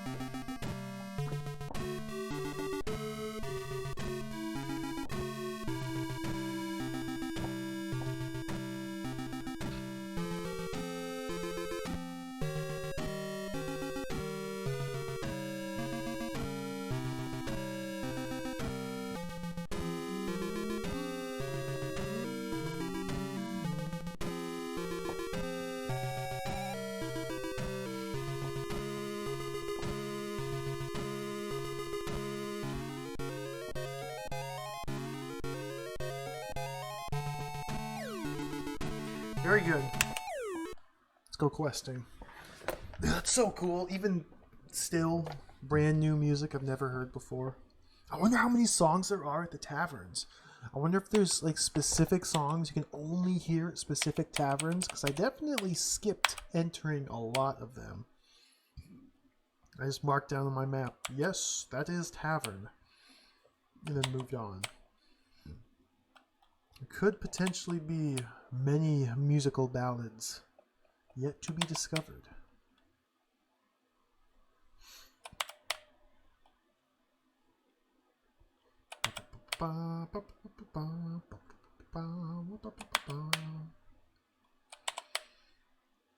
Off we go to the Light Wizards.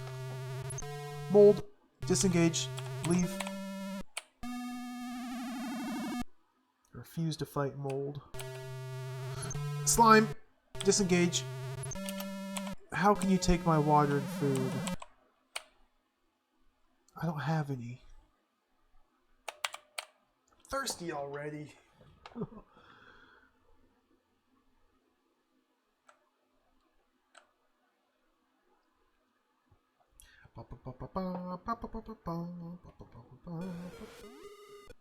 Do-do-do.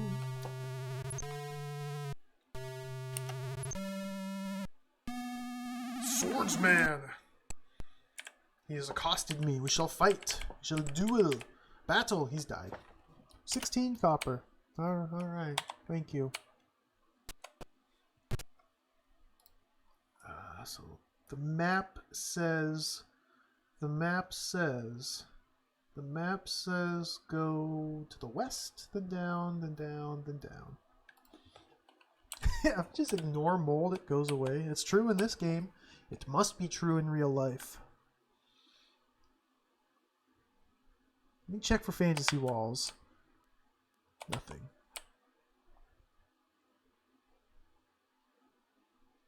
Let me check for fantasy walls.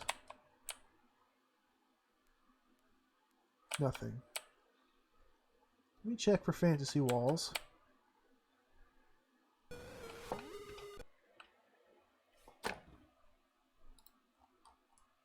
Oh, would you look at that?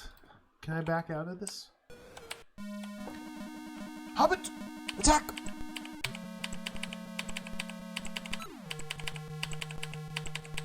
Ooh, this Hobbit is putting up a good fight. It has died. 4 copper. I don't know what the purpose of this fantasy wall is. It literally just takes me into this tile.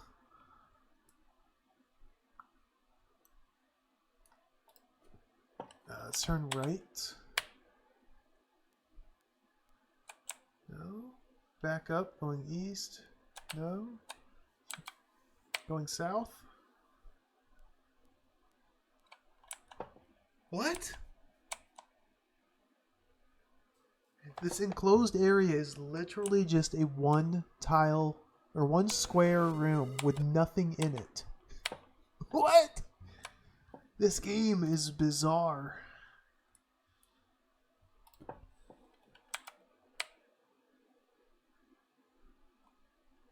Just your own secret little hideaway. As far as I know, encounters are always going to occur no matter where you are. I should check for fantasy walls here. Nothing. Nothing. Yeah, thoughtless deed. We're well on our way to becoming uncursed. Ooh. Gladiator, attack. Kill, stab, fight, attack. It has died. Nothing.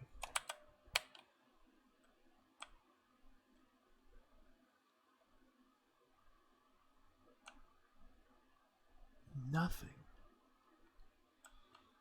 There's no consistent, reliable way to make money in this. It's purely up to chance based on the specific encounter you have. like merchants, which appear during the day, have a higher chance of dropping gems or big stacks of gold. And hobbits, no, dwarves at night are the only ones I've found that drop large chunks of gold. But granted, there's also dragons, which I haven't been able to kill. Cannot sell equipment, nope, only gems and jewels. And those are just random drops from magical creatures, maybe? I've only found a couple gems and jewels, not many.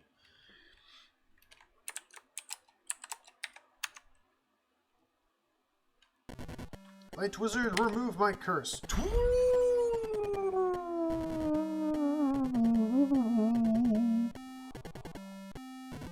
Alright.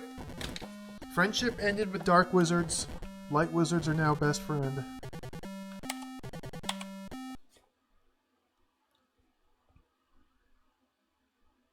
Oh, that's an idea, thoughtless deed.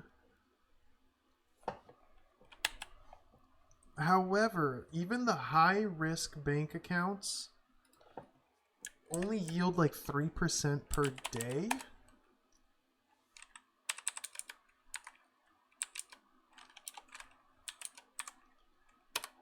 So if I leave all of my 1100 coppers into a high-risk bank account, sleep for an entire day, I'll have 33 more coppers. Which it costs more money than that to sleep for a day, so I'd lose money. Then on the second day, I'd be up to 1166 coppers. Sleeping can be cheap. There is an inn. This one right here has the best prices. And you can just sleep on the floor for like 10 coppers. But then you still have to buy food and water. So you'll definitely end up spending more than 33. Yeah, there is free water up here, the tavern. I don't know if there's any free food. So that would work, potentially. It would just take forever. It would take a long time.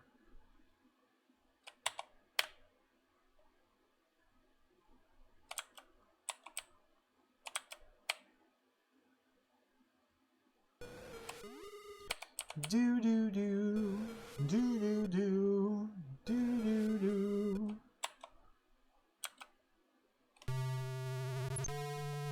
Orc. Engage, attack, kill the orc. Nothing.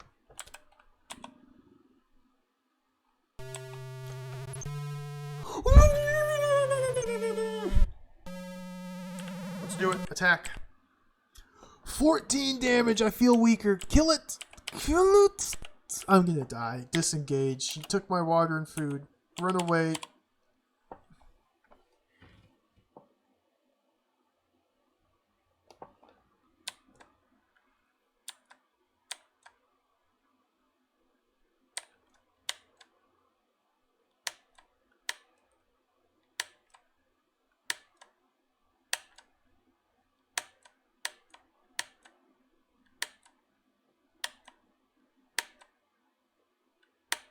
Oh, he didn't disease me or poison me.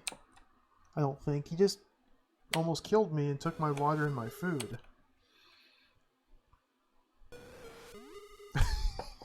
Oh, goodness. My map's wrong here.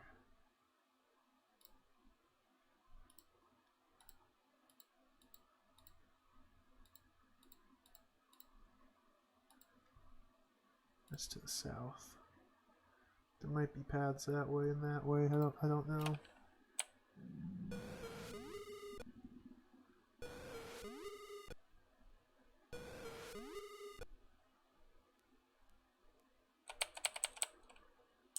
Oh no. Something's strange.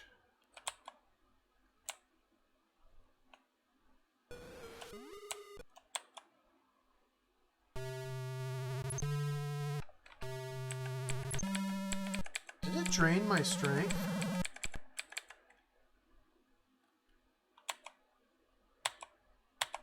Oh, goodness.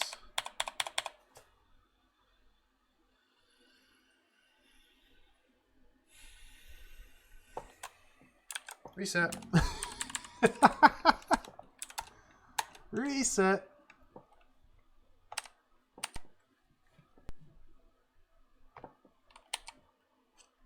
We're going to reset back to the character I had at the start of the stream before I blew all my money at the tavern like a dingus.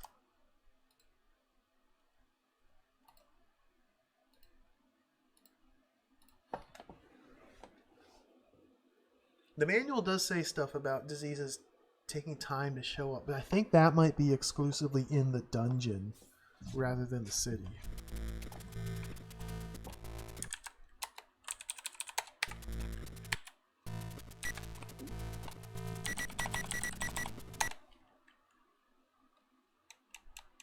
I could be wrong, though. The Night Stalker. I'm glad we got to see another appearance of the Night Stalker. The Stalker of the Nights.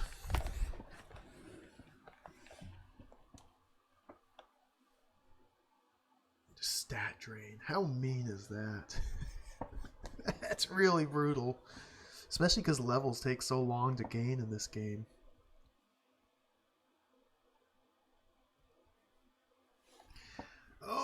Okay. Well, we have learned that the Light Wizards Guild is the place to go for all your uncursing needs. Still kind of in trouble when it comes to the whole money situation. Let's go into the bank. Take all of my money.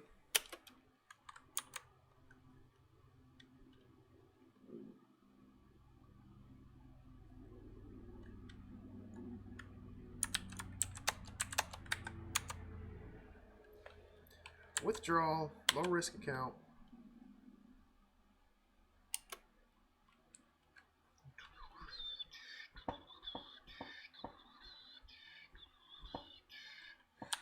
All the money. Withdrawn. So what does this put me at? This will put me really close. 1823. I just need 300 more. Do I have any jewelry?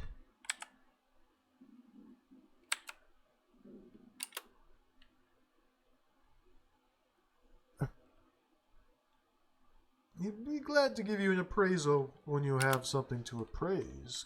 Let's get out of there.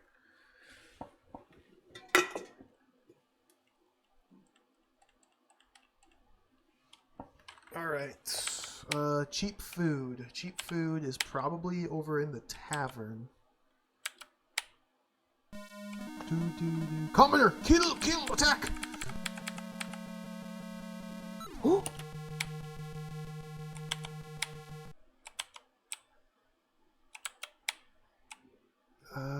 Wait, where am I? Oh, that's the tavern. That's that tavern. Let's mosey on up to the northwest corner to our favorite hideaway, the tavern. Hopefully we get some fortunate encounters along the way, but it's really just down to luck.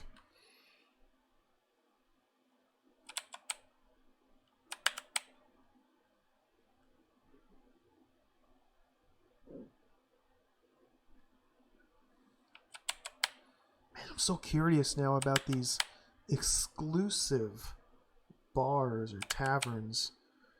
You have to pay a membership fee to enter. What if they have their own unique songs?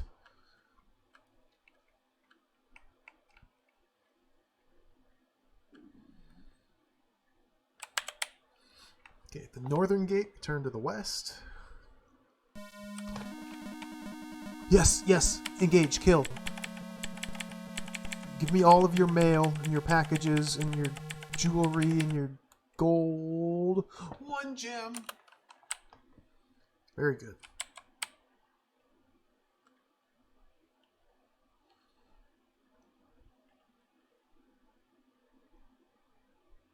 Hey, Top Boss, welcome. Good to see you.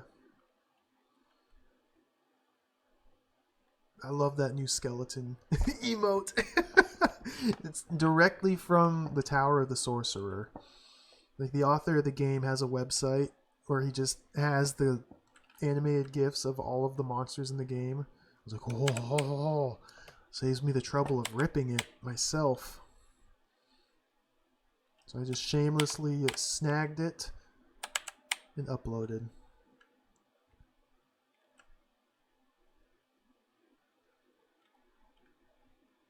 He has 1 or 2 frames of animation. So if the day ever comes where they roll out animated emotes for Twitch affiliates, that's the first one I'm going to make. Merchant, 1 weapon. Stiletto, examine it. Mundane, leave it. 5 silver. Ooh.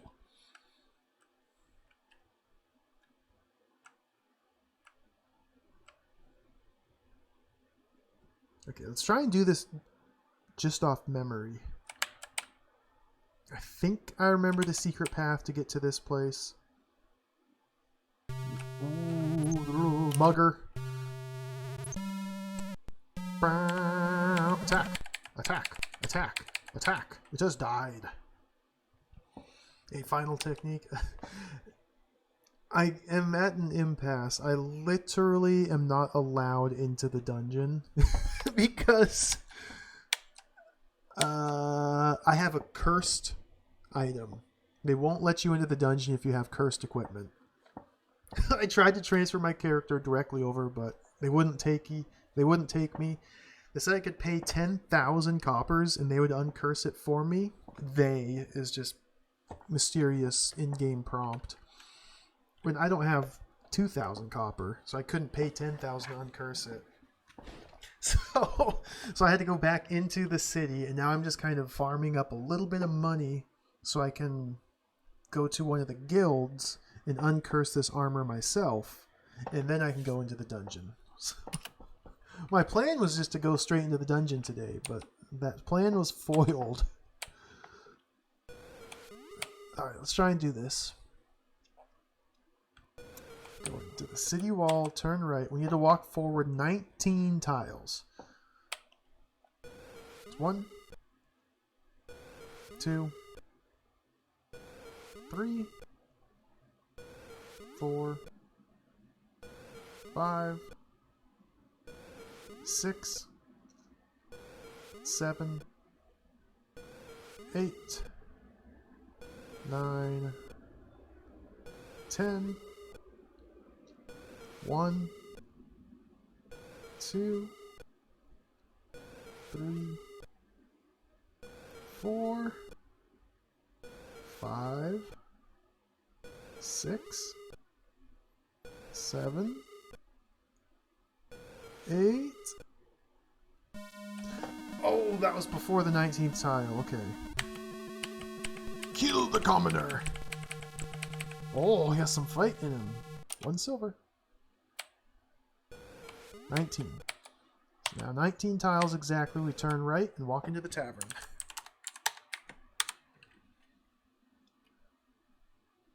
Yeah, at least we got to see the intro to the dungeon. We might not actually get to see the dungeon proper today. In fact, I'm almost positive we won't. That's okay. Yeah, I need 800 more copper. 2,700 was the cost to uncurse my item. Alright. Oh, sad song. Let's sit at the bar. I need food. Bagel. Ham, pork, ribs, leg of lamb, apple pie, lasagna. I'll take a bagel.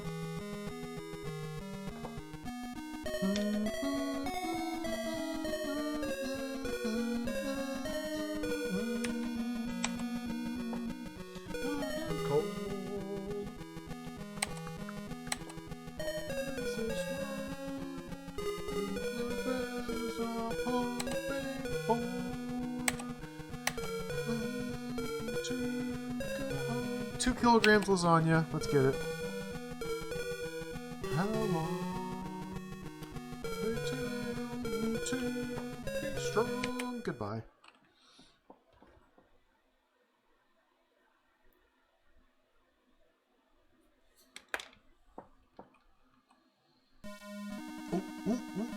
Nobleman. I gotta kill him. Let's try an attack. I don't think I can hurt him with... Oh. Disengage charm. It has died. 9 coppers. That's it? Just 9 coppers?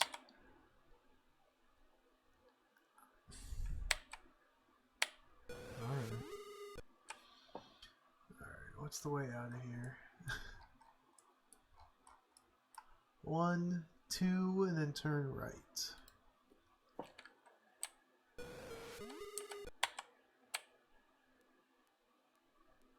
Oh. Phooey. I went 1 tile too far, okay. Oh.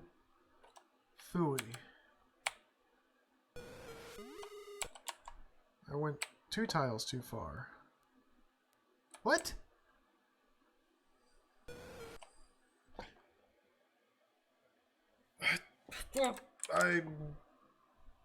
I'm confused.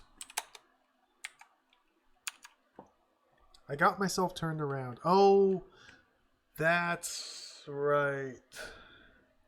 I know what I did. I understand completely.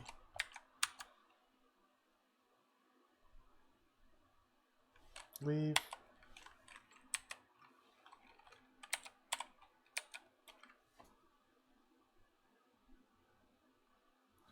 What happened was I walked into the tavern, and when you leave buildings, you're facing the tavern. Like, I'm facing the tavern I just walked into. Like, you walk directly into a building, and then you walk directly backwards out of it. Ooh, engage attack! Ah, nothing. So I wanted to turn west, or turn east rather, but I accidentally turned west. So I'm facing the tavern. I need to make a left turn here. 2 steps forward. And then down. Oh, I've been bamboozled.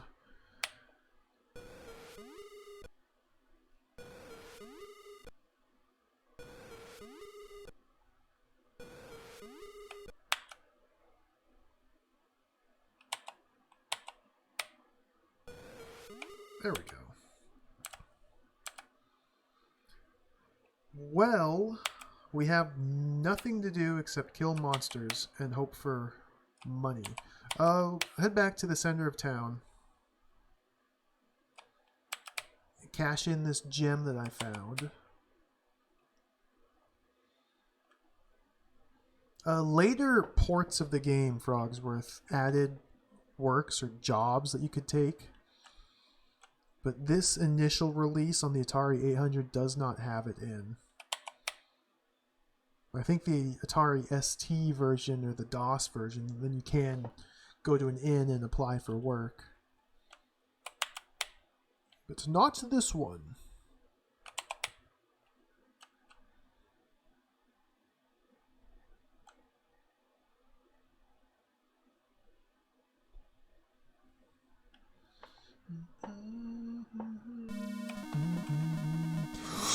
Kill the merchant! Nothing! Nothing! I'm getting bad luck.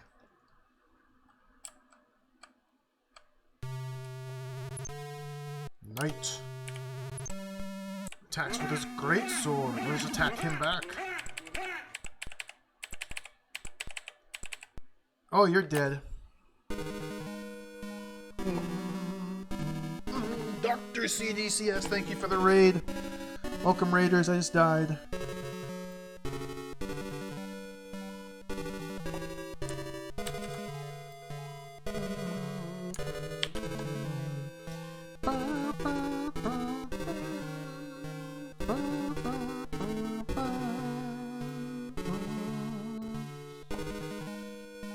That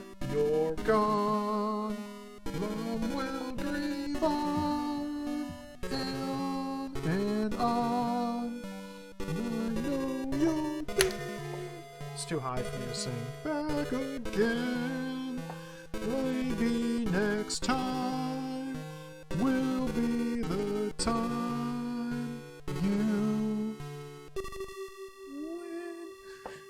This is a fantastic game. Welcome, Raiders. Thank you, Dr. CDCS, for the raid. I appreciate it.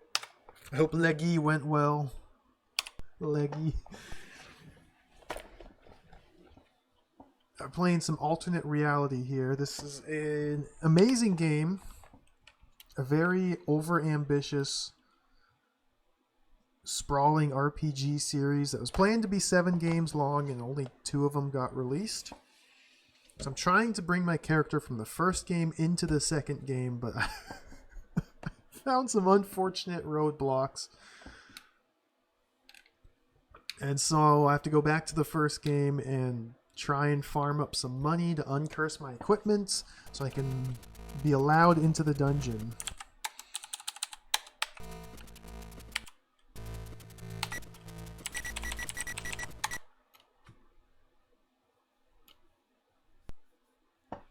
See, I expect... Whoops, just one side too. I think it was just too ambitious, Cactus Bee. Just too ambitious. 7 game series. The second one came out in 1986. So what, the 4th game would have come out probably, 4 years later? 1990? Was he still going to make it on the Atari 800? Would he be able to transfer your character from the Atari 8-bit computers towards more modern systems, assuming he would migrate over to like the Amiga or DOS eventually, because DOS took over in the early 90s? I feel like he just too ambitious. It's amazing. It's fantastic that we got what we did, but unless he just had everything planned out and was just going to pump out games like 2 per year, which is possible. All right, let's try this again. Go into the bank, pull my money out, and just start fighting monsters.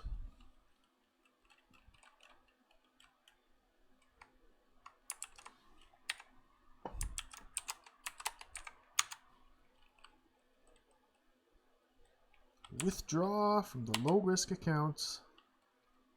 I'm going to use a modem. Oh, interesting.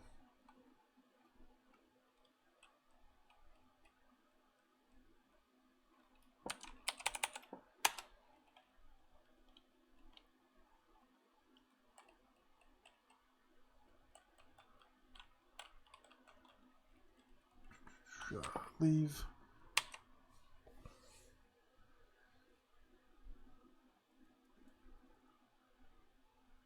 That'd be pretty cool. So, again, at this point, we have nothing to do except wait for encounters and try not to die and hope that the encounters give me lots of money. It's just totally random what you encounter and if the guy will drop anything good. Charm. 15 copper? That's totally useless. I need 2,700 copper to uncurse my item. I currently have 2,100.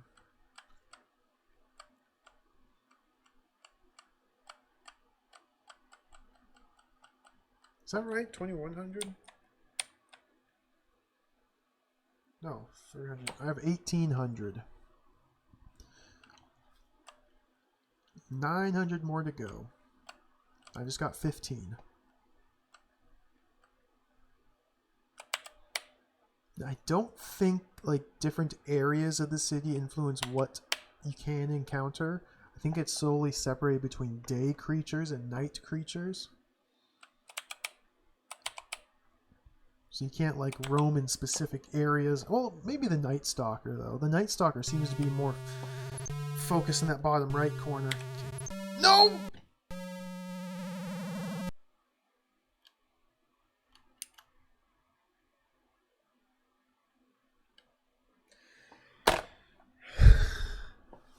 Reset.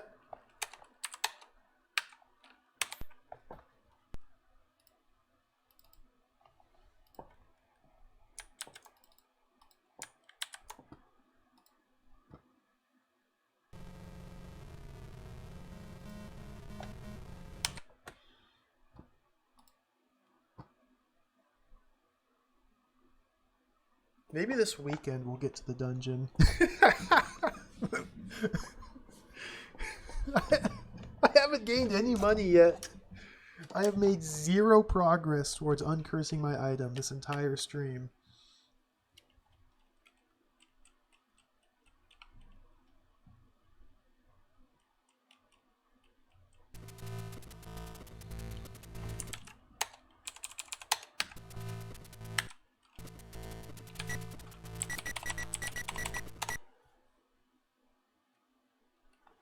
All right.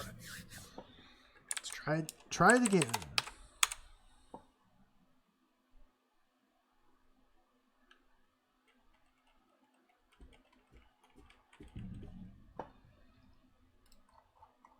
So what I'm trying to do, I'm saved right here.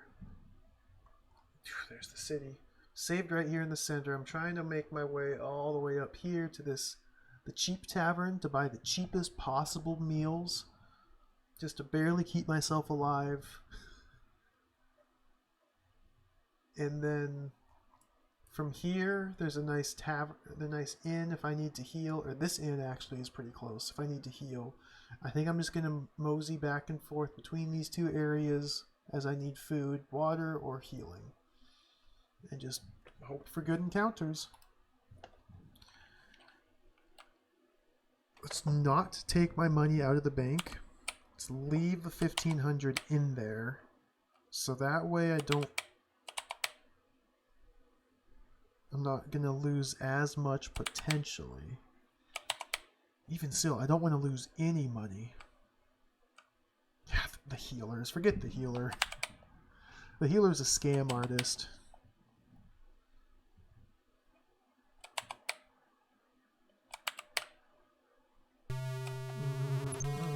Fighter. That's a charm. Oh! 1 piece of gold, 1 piece of silver. Save.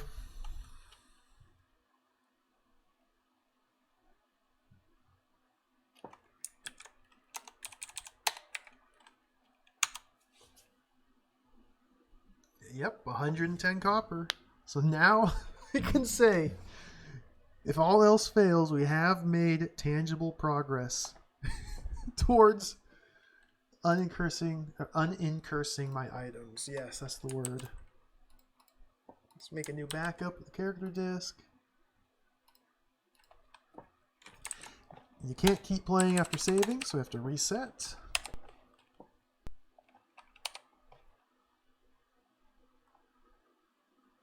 You do get interest on an item, or on your money, from day to day. It's just very small amount. Very small. Like if I deposit all 1,900 I had. Did I close calculator? Let's bring up calculator again. If I deposited all 1,900 of my coppers into a high-risk account, it yields 3% interest per day. So after 1 day, I'd gain 57 coppers.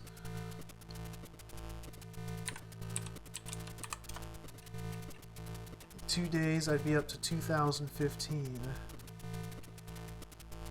But the thing is, you typically spend more than, or roughly around 50 coppers per day simply surviving, depending on what meals you can find at the tavern.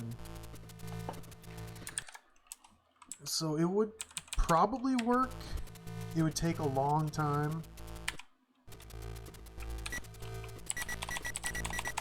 I'm just gonna hope for a good encounter or two. Just gonna hope for the luck of the draw, the luck of the drops. Like, I should have saved last time as soon as I got that gem. Yeah, the interest, it definitely does. Something you'd want to just slowly build up over time. So I should have been utilizing the bank over the course of the almost 24 hours of playtime, but of course this isn't a whole lot of in-game playtime. So we'll probably get a little bit of money from the interest because I'm going to leave the 1,500 in the bank. Yeah, the risk. Just lose it all. Oh, sorry, the account failed. You lose. Good day. That's so mean. All right. Continue our travel to the tavern. 110 coppers richer. I'm probably going to save after every incremental increase in my money. Just so I don't lose it all. Just kind of ratchet my way up there.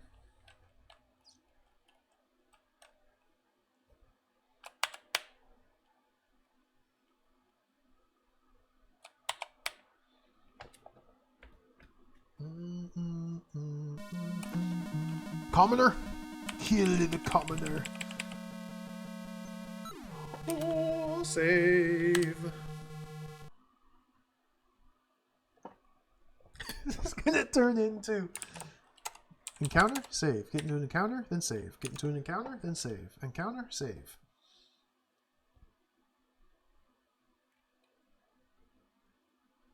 But that's okay. This is called playing it safe. Make another copy of the character desk.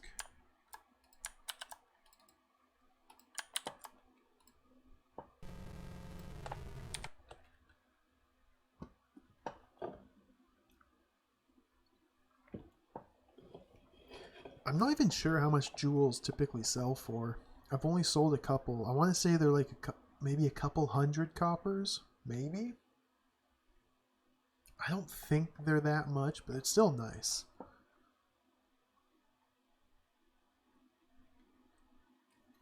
So we're going to go to the tavern, eat food.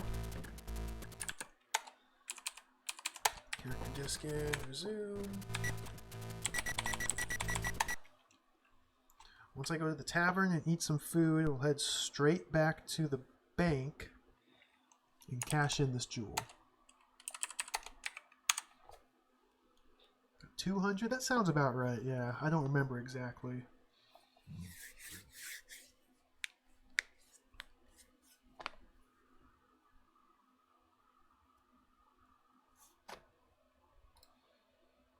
Alternate reality. This game's out of control. My notes. Strange music? I can't even read that.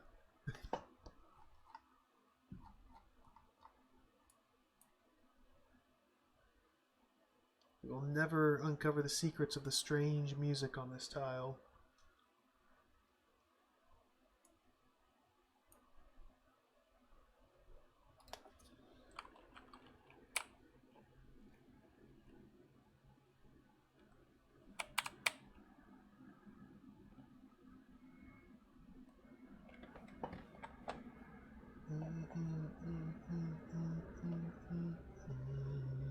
So if I turn south, yep, there's the arena on the left. This is the tavern directly in front of me, but the only way into it is through this nonsense. I can't go through this wall, can I? No. This wall?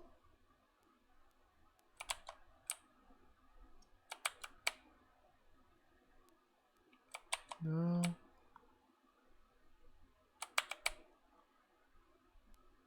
No.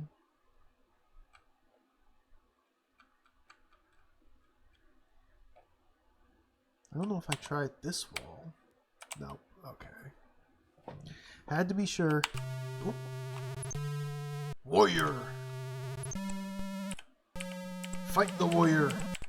In mortal combat, it has died. Nothing.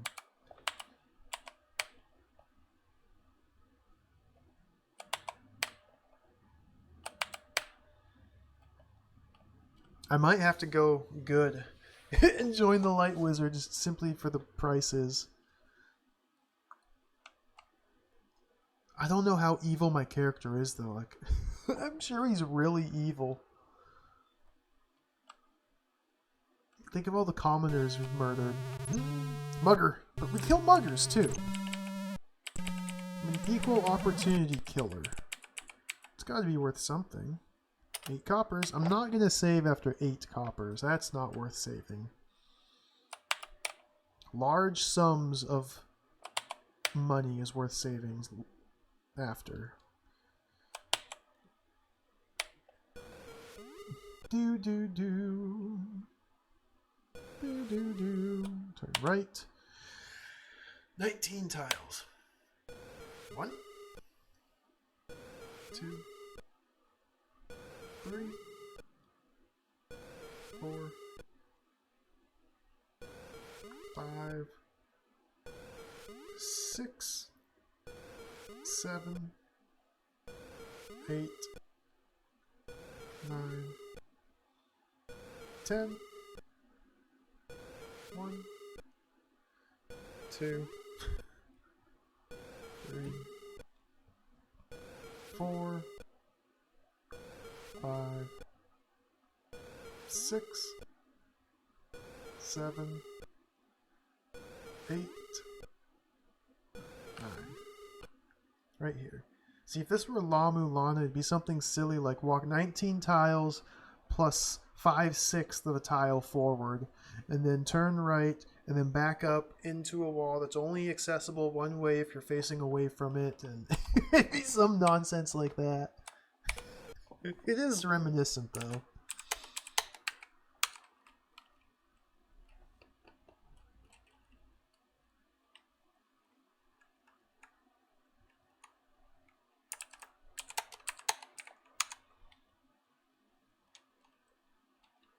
Welcome, adventurers. Your coins and copper. You are poor. The band is on break. Sit at bar. Hail barkeeper. Order drink.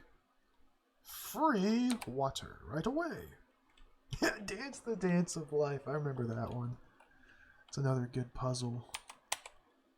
Plate of greens, apple pie, lamb, lasagna, lamb, fried chicken. I don't think any of these food stuffs get me food packets. Here comes the band. So let's get a plate of greens. We'll eat some salad. Hello, everyone.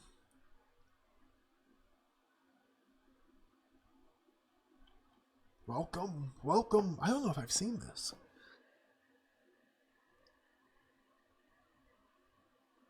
I want to remind you that the water's bad here. Oh no! Just kidding.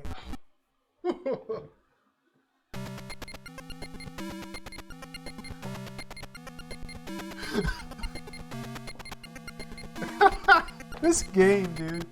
This game is out of control. Get me out of here. Oh, the salad didn't even satiate my hunger. Oh, back in. Let's just stand here and fight for a little while. So real time passes as you just simply stand still. And you can get into an encounters by simply standing still. Like that. Acolyte. Kill! Potion. Unseal. Sip the potion. Unsure. Examine. Green in color. Taste the potion. Sour. Quaff it. Oh, cure minor wounds. Nice.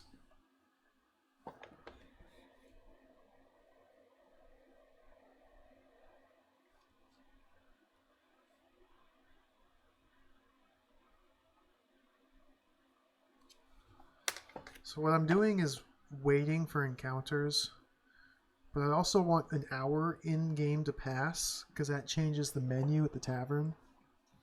And hopefully I can get some food packets, so I don't need to keep camping at a tavern. I don't know exactly how long an hour is in game compared to real time. I want to say it's like 4 seconds equals 10 minutes.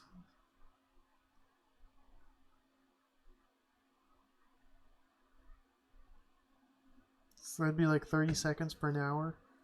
Probably pretty close to an hour already. Popper! It has died.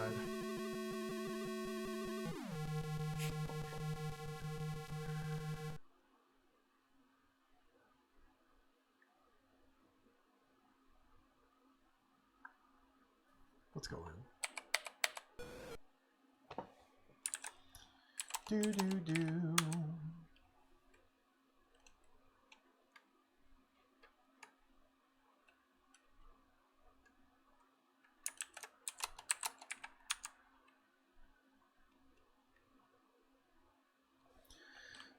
Table, waitress, order food. Yep, new menu. Ah, no food packets. Ragu of Dragon might be a food packet. I don't remember.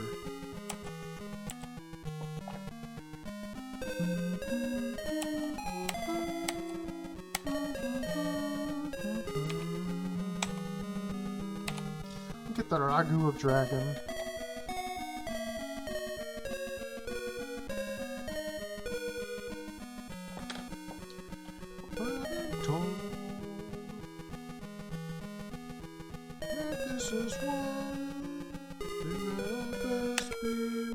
Oh, there's a food packet.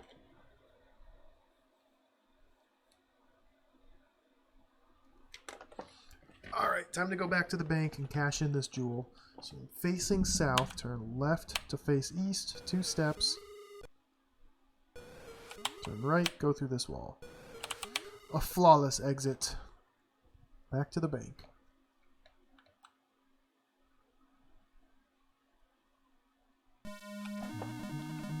Cute! 1 piece of copper.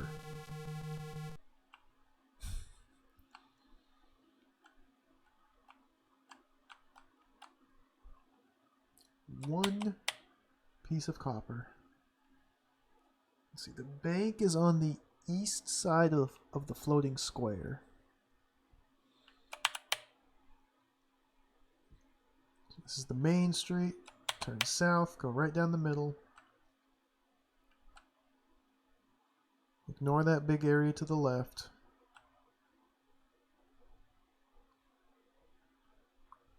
Go around the block. All these doors are just empty rooms.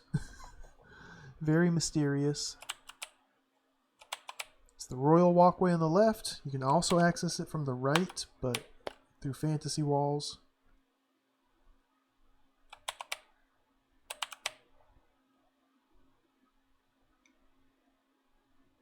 Second block. To the right is the Philip Price wall. The Philip Price room. It's the shop. City Square. Turn left. It's the floating gate. Into the bonk.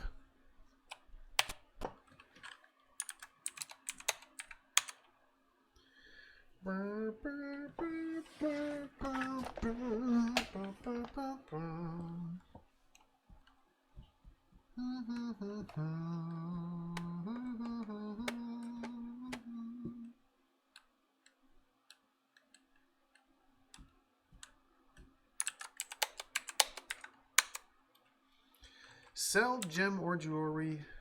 G for gem. Come on, baby. Oh, was it a jewel, not a gem? Sell jewel.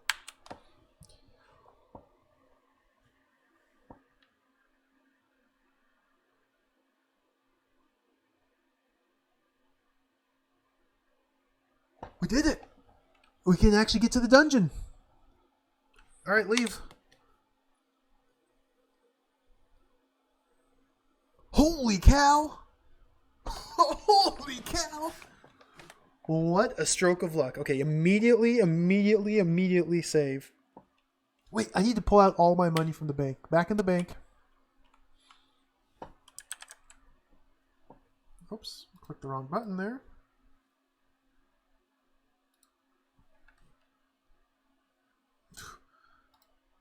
I've lost all control of my limbs. I clicked the wrong button. Clicked Windows D and it just minimized literally everything. Alt D is the hotkey to bring up the disk changer screen. So you don't want to hit Windows D instead.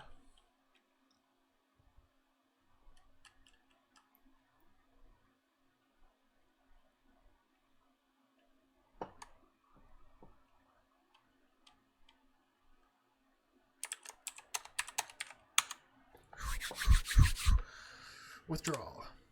Low risk account. Give me all that sweet, sweet money.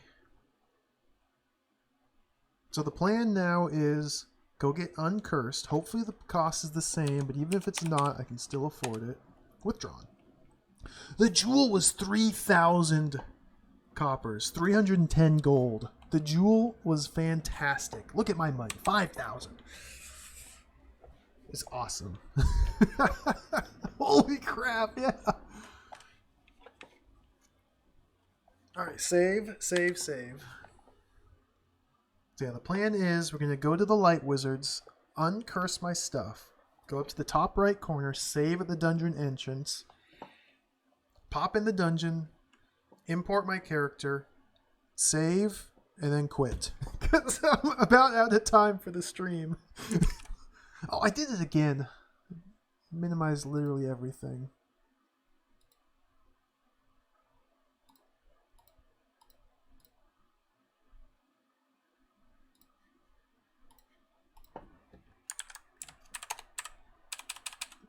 Character disk.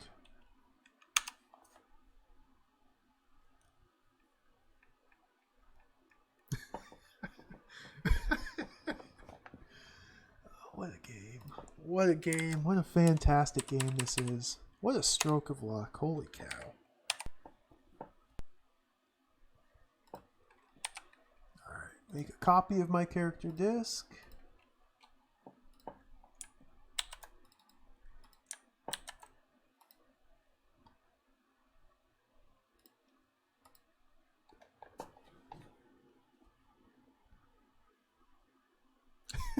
Pathetic and without ambition. Yep, that's pretty accurate. The description from the manual. I'm not saying that paupers are pathetic, unambitious people. Mostly victims of circumstance.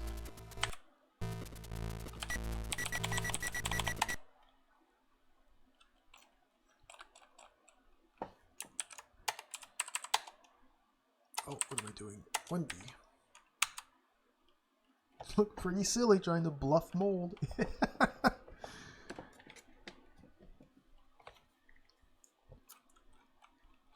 My favorite thing about the manual so far was that drawing of the mysterious goblin with the high suspenders and the furry legs holding some dripping bone or something. Oh, that was such a good goblin. I'm gonna save that picture. It's gonna go in my good pictures folder. I can look back and reflect upon the joy that picture inspired within me.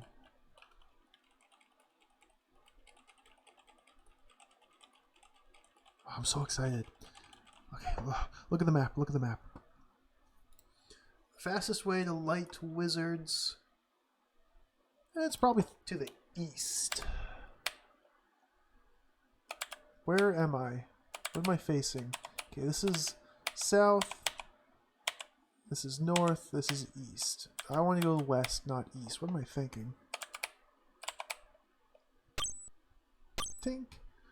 Goodbye, blacksmith. We shall never hear you sing again. What if the new blacksmith in the dungeon sings a different song? Oh, I can't wait.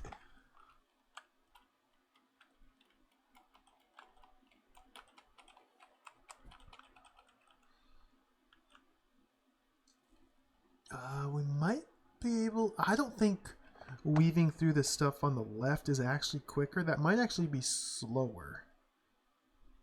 I think it's best just to follow this wall all the way to the western wall. And then just turn south and follow the west wall.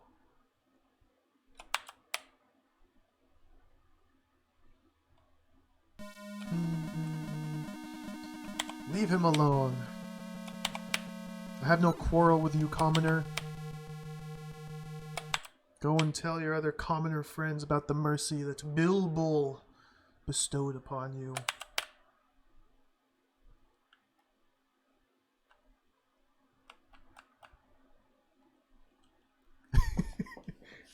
Yeah, it's definitely very accurate Dark Souls experience. God, that's such a good game. Man, I saw Retro Island Gaming playing Kingsfield the other night. It makes me really want to play Kingsfield 2. I really want to play that game again. Or for the first time. I want to play Kingsfield again.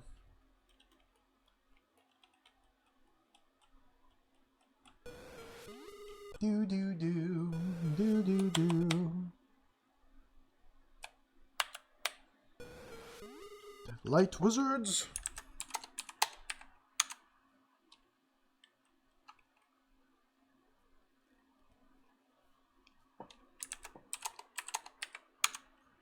First Kingsfield was a lot of fun.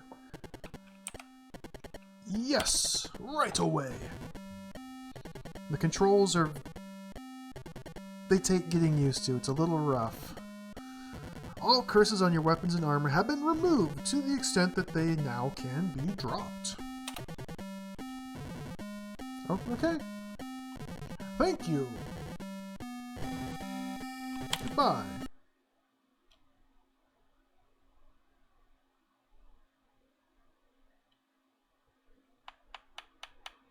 So let me see, did that drop my armor? Or did it simply it's still cursed. So I have to drop my armor. Okay, so I have to go in naked. But that's okay because I can still go into the dungeon. A merchant, I believe. Okay, this is south. I want to go this way. I have been in that suit of armor for many days. There's no easy way out. We just gotta go forward.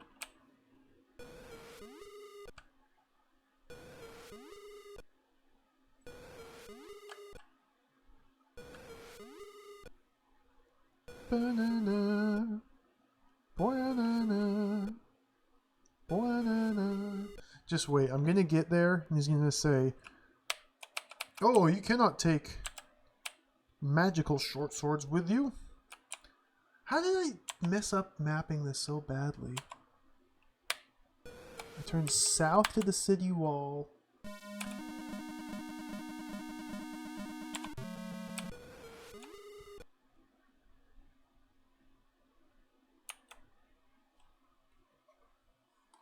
Something's screwy with my map here. But you know what? I'm gonna leave it. So we have to go all the way to the other side of the city. Don't have time to fiddle with maps. Must make haste. The dungeon beckons. We won't actually get to play the dungeon today, but we will actually get to it at least. So that's a good first step. And I do plan on streaming again tomorrow, probably the same time frame as today. I can have the full dungeon experience tomorrow.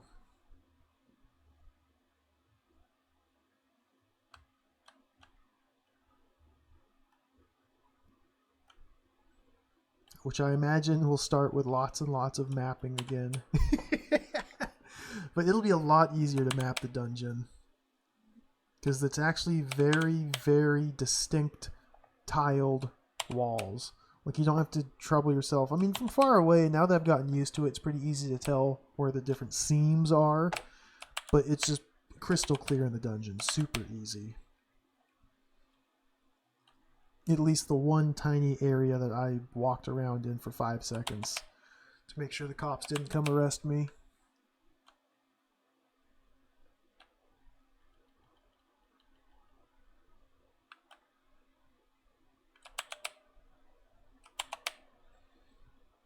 Continue north. I mean, I'm hoping that the FBI agents only appear... Leave.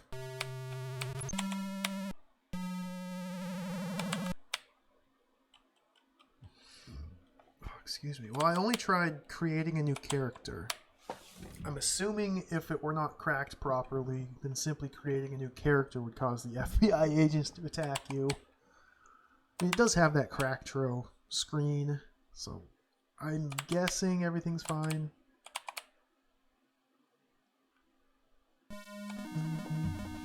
Leave.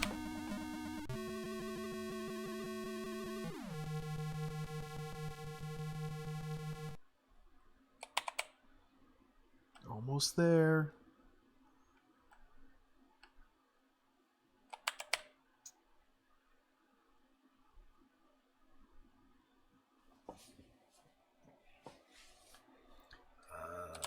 Turn right. Nope.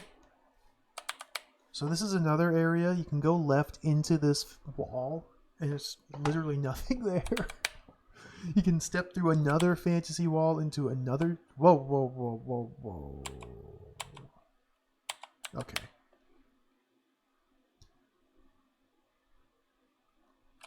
So pause right here. Let's consult the map. I'm standing on this tile. Take 1, 2, 3, 4, 5, 6 steps forward. Turn right. Take 1 step south.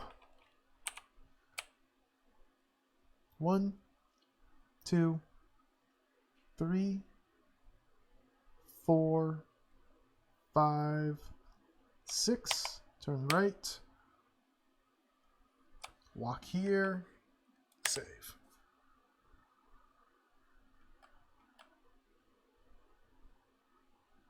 We may yet be in trouble.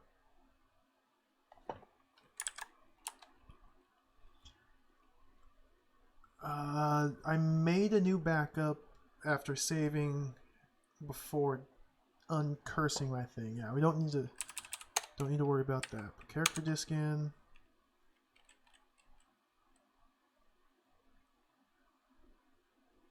You have been saved. So we eject that, go into the dungeon folder, dungeon 1, reset the computer.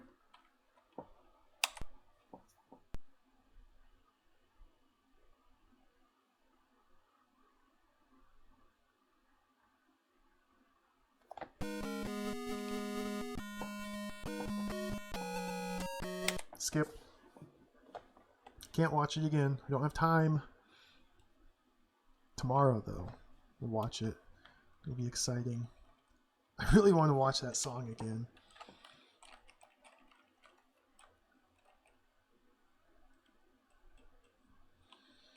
T.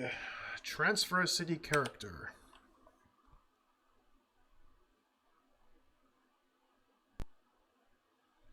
Insert your city character into drive 1. I do want to make a backup before doing this. So let's grab this, copy, put it here.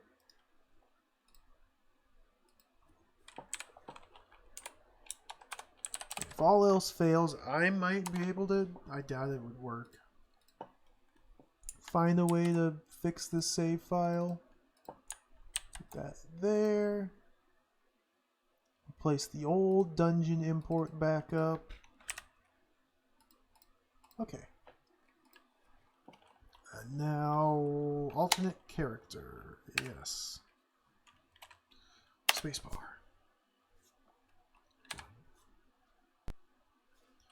Mail.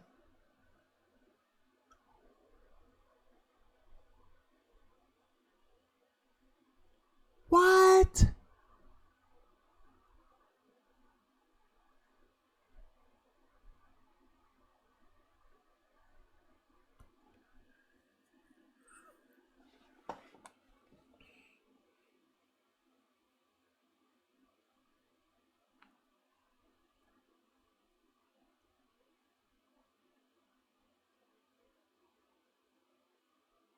Well, you don't have to spend the 2,700. We don't have to spend the 2,700 to uncurse the armor. Yeah, I got it uncursed and then dropped it entirely.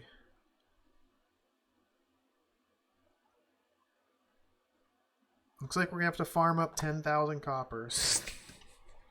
What was I at before? Like 5,000 roughly? I don't see any way around this. I guess we could try going to the healer and seeing if I have some mystical disease that I don't know about.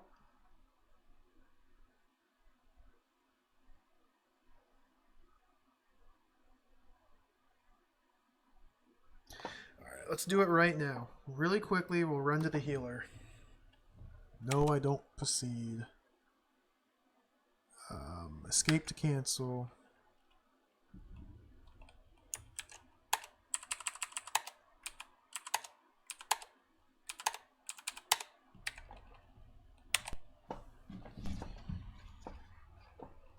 I don't think I had a disease, though.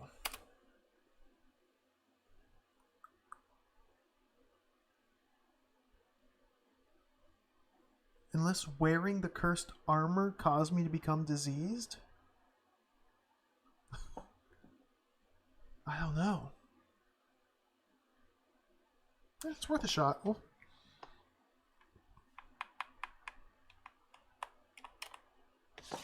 Whoa. Whoa, whoa, whoa. Okay. Character disc. So this will be saved on the dungeon entry without the cursed armor.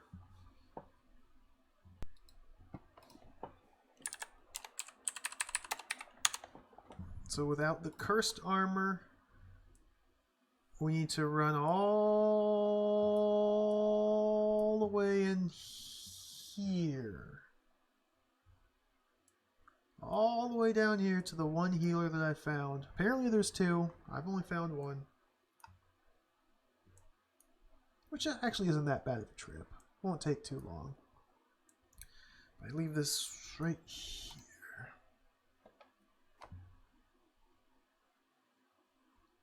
Now, if nothing happens when I visit the healer, and he doesn't offer to cure me or whatever, first I have to sleep till nighttime for him to even be there.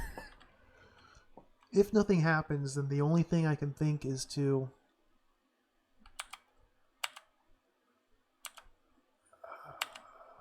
this is south, facing the wall, turn right. Then the only thing I can think of is restoring back to before visiting the guild, which I did save that character disc, and just farming up another 5,000 coppers. Oh my goodness. Which? You gotta do it, you gotta do it.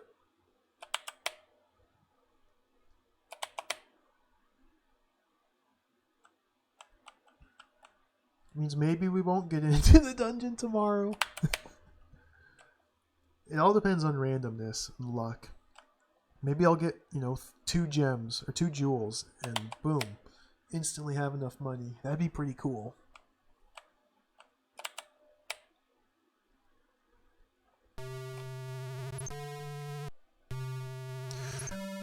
I'm carrying all my money with me, so I have to fight. I have no armor, so it's risky.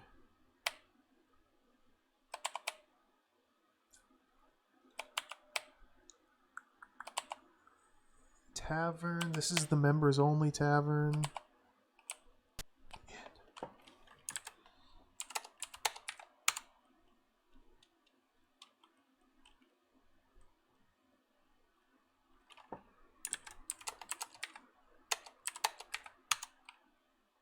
Check the time. So after going to the healer, I'm going to become hungry. I'm just going to make a beeline straight for him, though. I don't care if I'm hungry or thirsty. What time was it?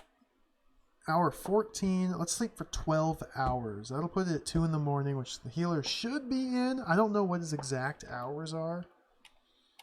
Sleep for 12 hours. Stay at the inn. Common area floor. 16 coppers. Hey, Sarzanovi, welcome. Sleep for 12 hours. Not going to be live for too much longer. I've been trying for like 2 hours to import my character to the next game, and it's just not. There's one roadblock after another, one hurdle after another. So I'm forced to play this game until I grind up enough money to afford going into the next game.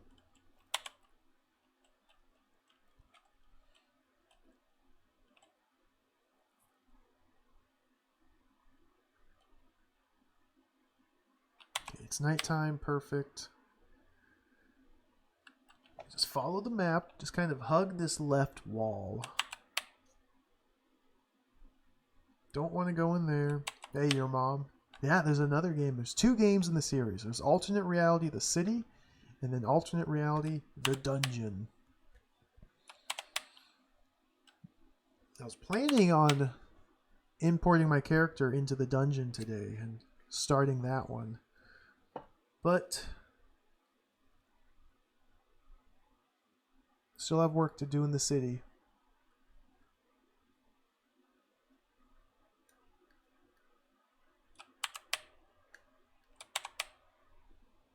Just gonna run to the healer and see if I have a secret disease. I'm not hungry or thirsty, surprisingly. I just slept for 12 hours.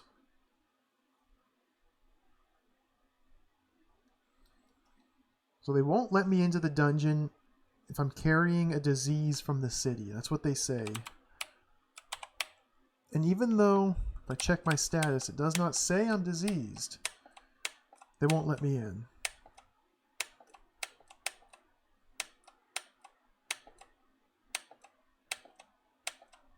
No ailments.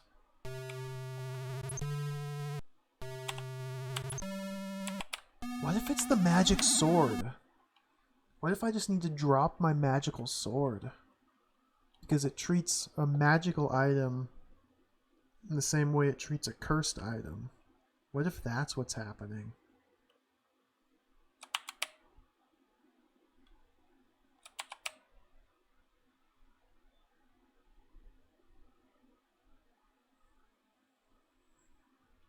So we hit this block, turn left, go down this way.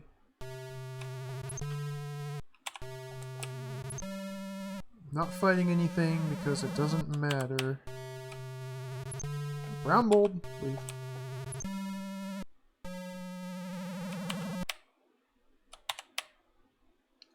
Right to the wall, then turn south.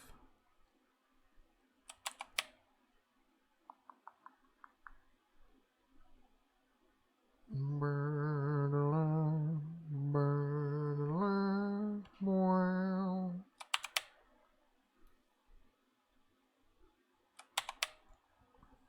I don't think I'm diseased. I don't think the healer's gonna offer to do anything for me. Turn.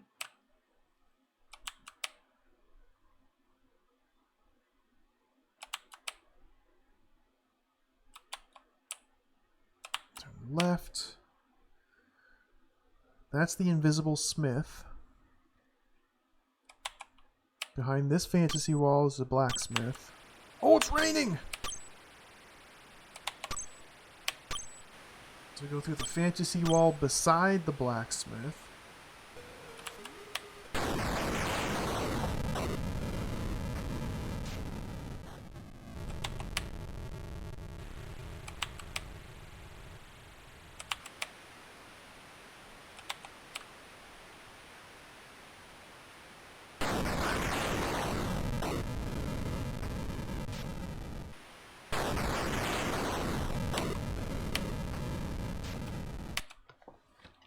Please be here, healer.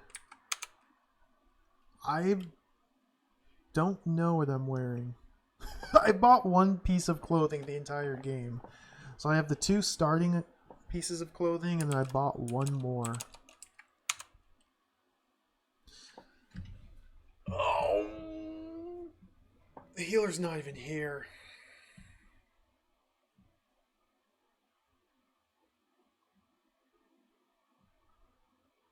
I don't know when he's here.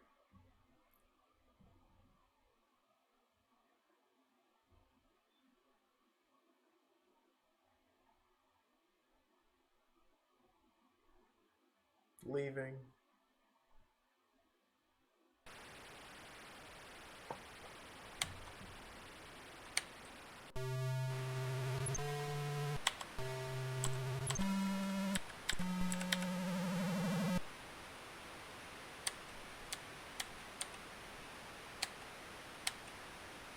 Cheap gray breechcloth, a simple gray cloak, and a simple black jerkin.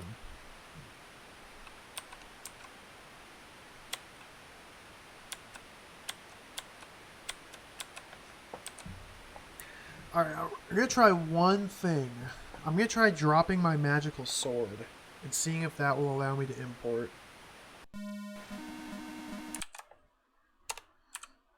So we need to reset.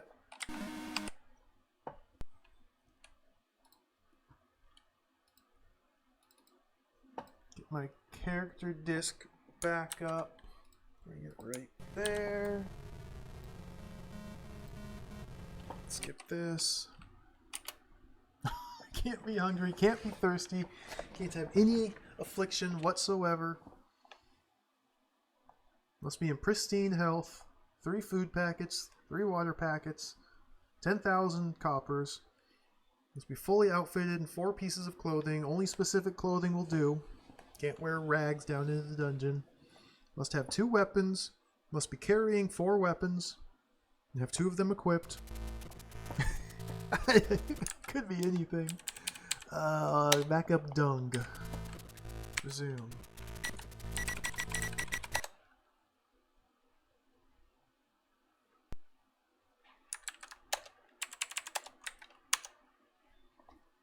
So that wipes that one. We can just save back onto that one.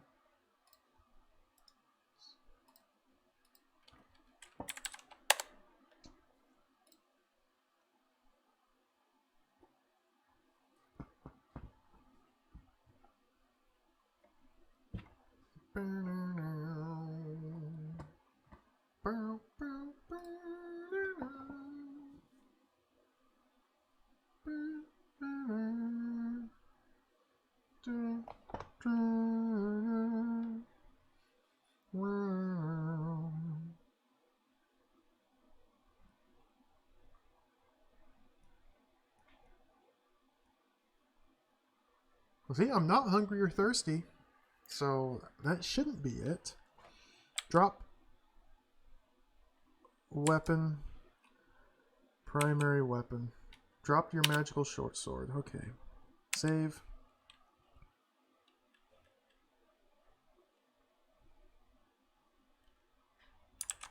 The character disc back in.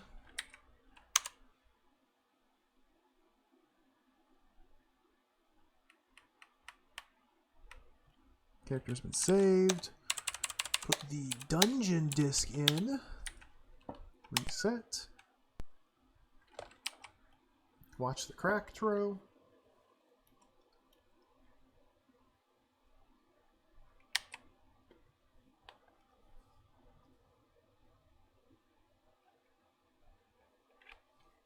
Let's see if this works. If this does work, then man, that kind of sucks. I don't get my good weapon or my good armor. I just basically take my stats and my money with me, but that's fine. T, transfer.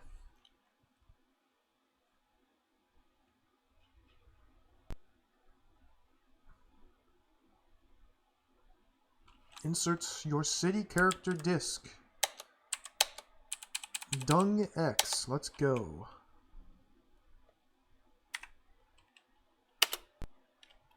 Bilbo.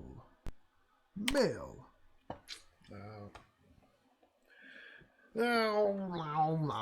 All right. Well, looks like we're gonna have to farm 10,000 coppers. Oh, the timer seems to have stopped. Oh, there it goes. It's back. Oh, pause timer. We tried. We're not rich enough to go to the dungeon, apparently. But such is life. C'est la vie.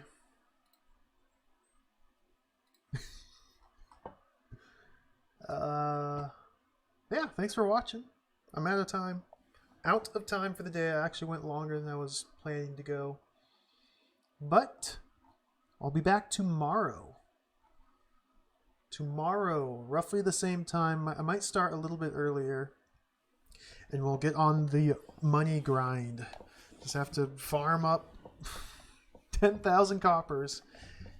And maybe find some better armor and clothing and stuff like that along the way. So it'll be good. So we'll have more city to go, and then we'll get into the dungeon. I think we'll get it pretty quickly, too. I don't think it'll be that bad.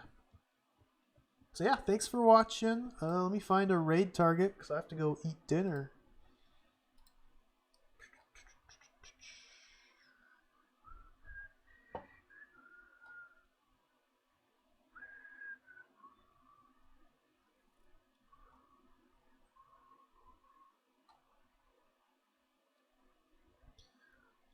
We'll just raid Macaw. Macaw 45. That's probably who I'll watch as I eat my food and get ready for the night. The sleep time. Good old Macaw 45 playing some more NES action adventure games. I don't think I've played Legend of Prince Valiant. Adios. Sayonara. Goodbye. We'll try it again tomorrow. Sorry for the false advertising. The stream title. But oh well.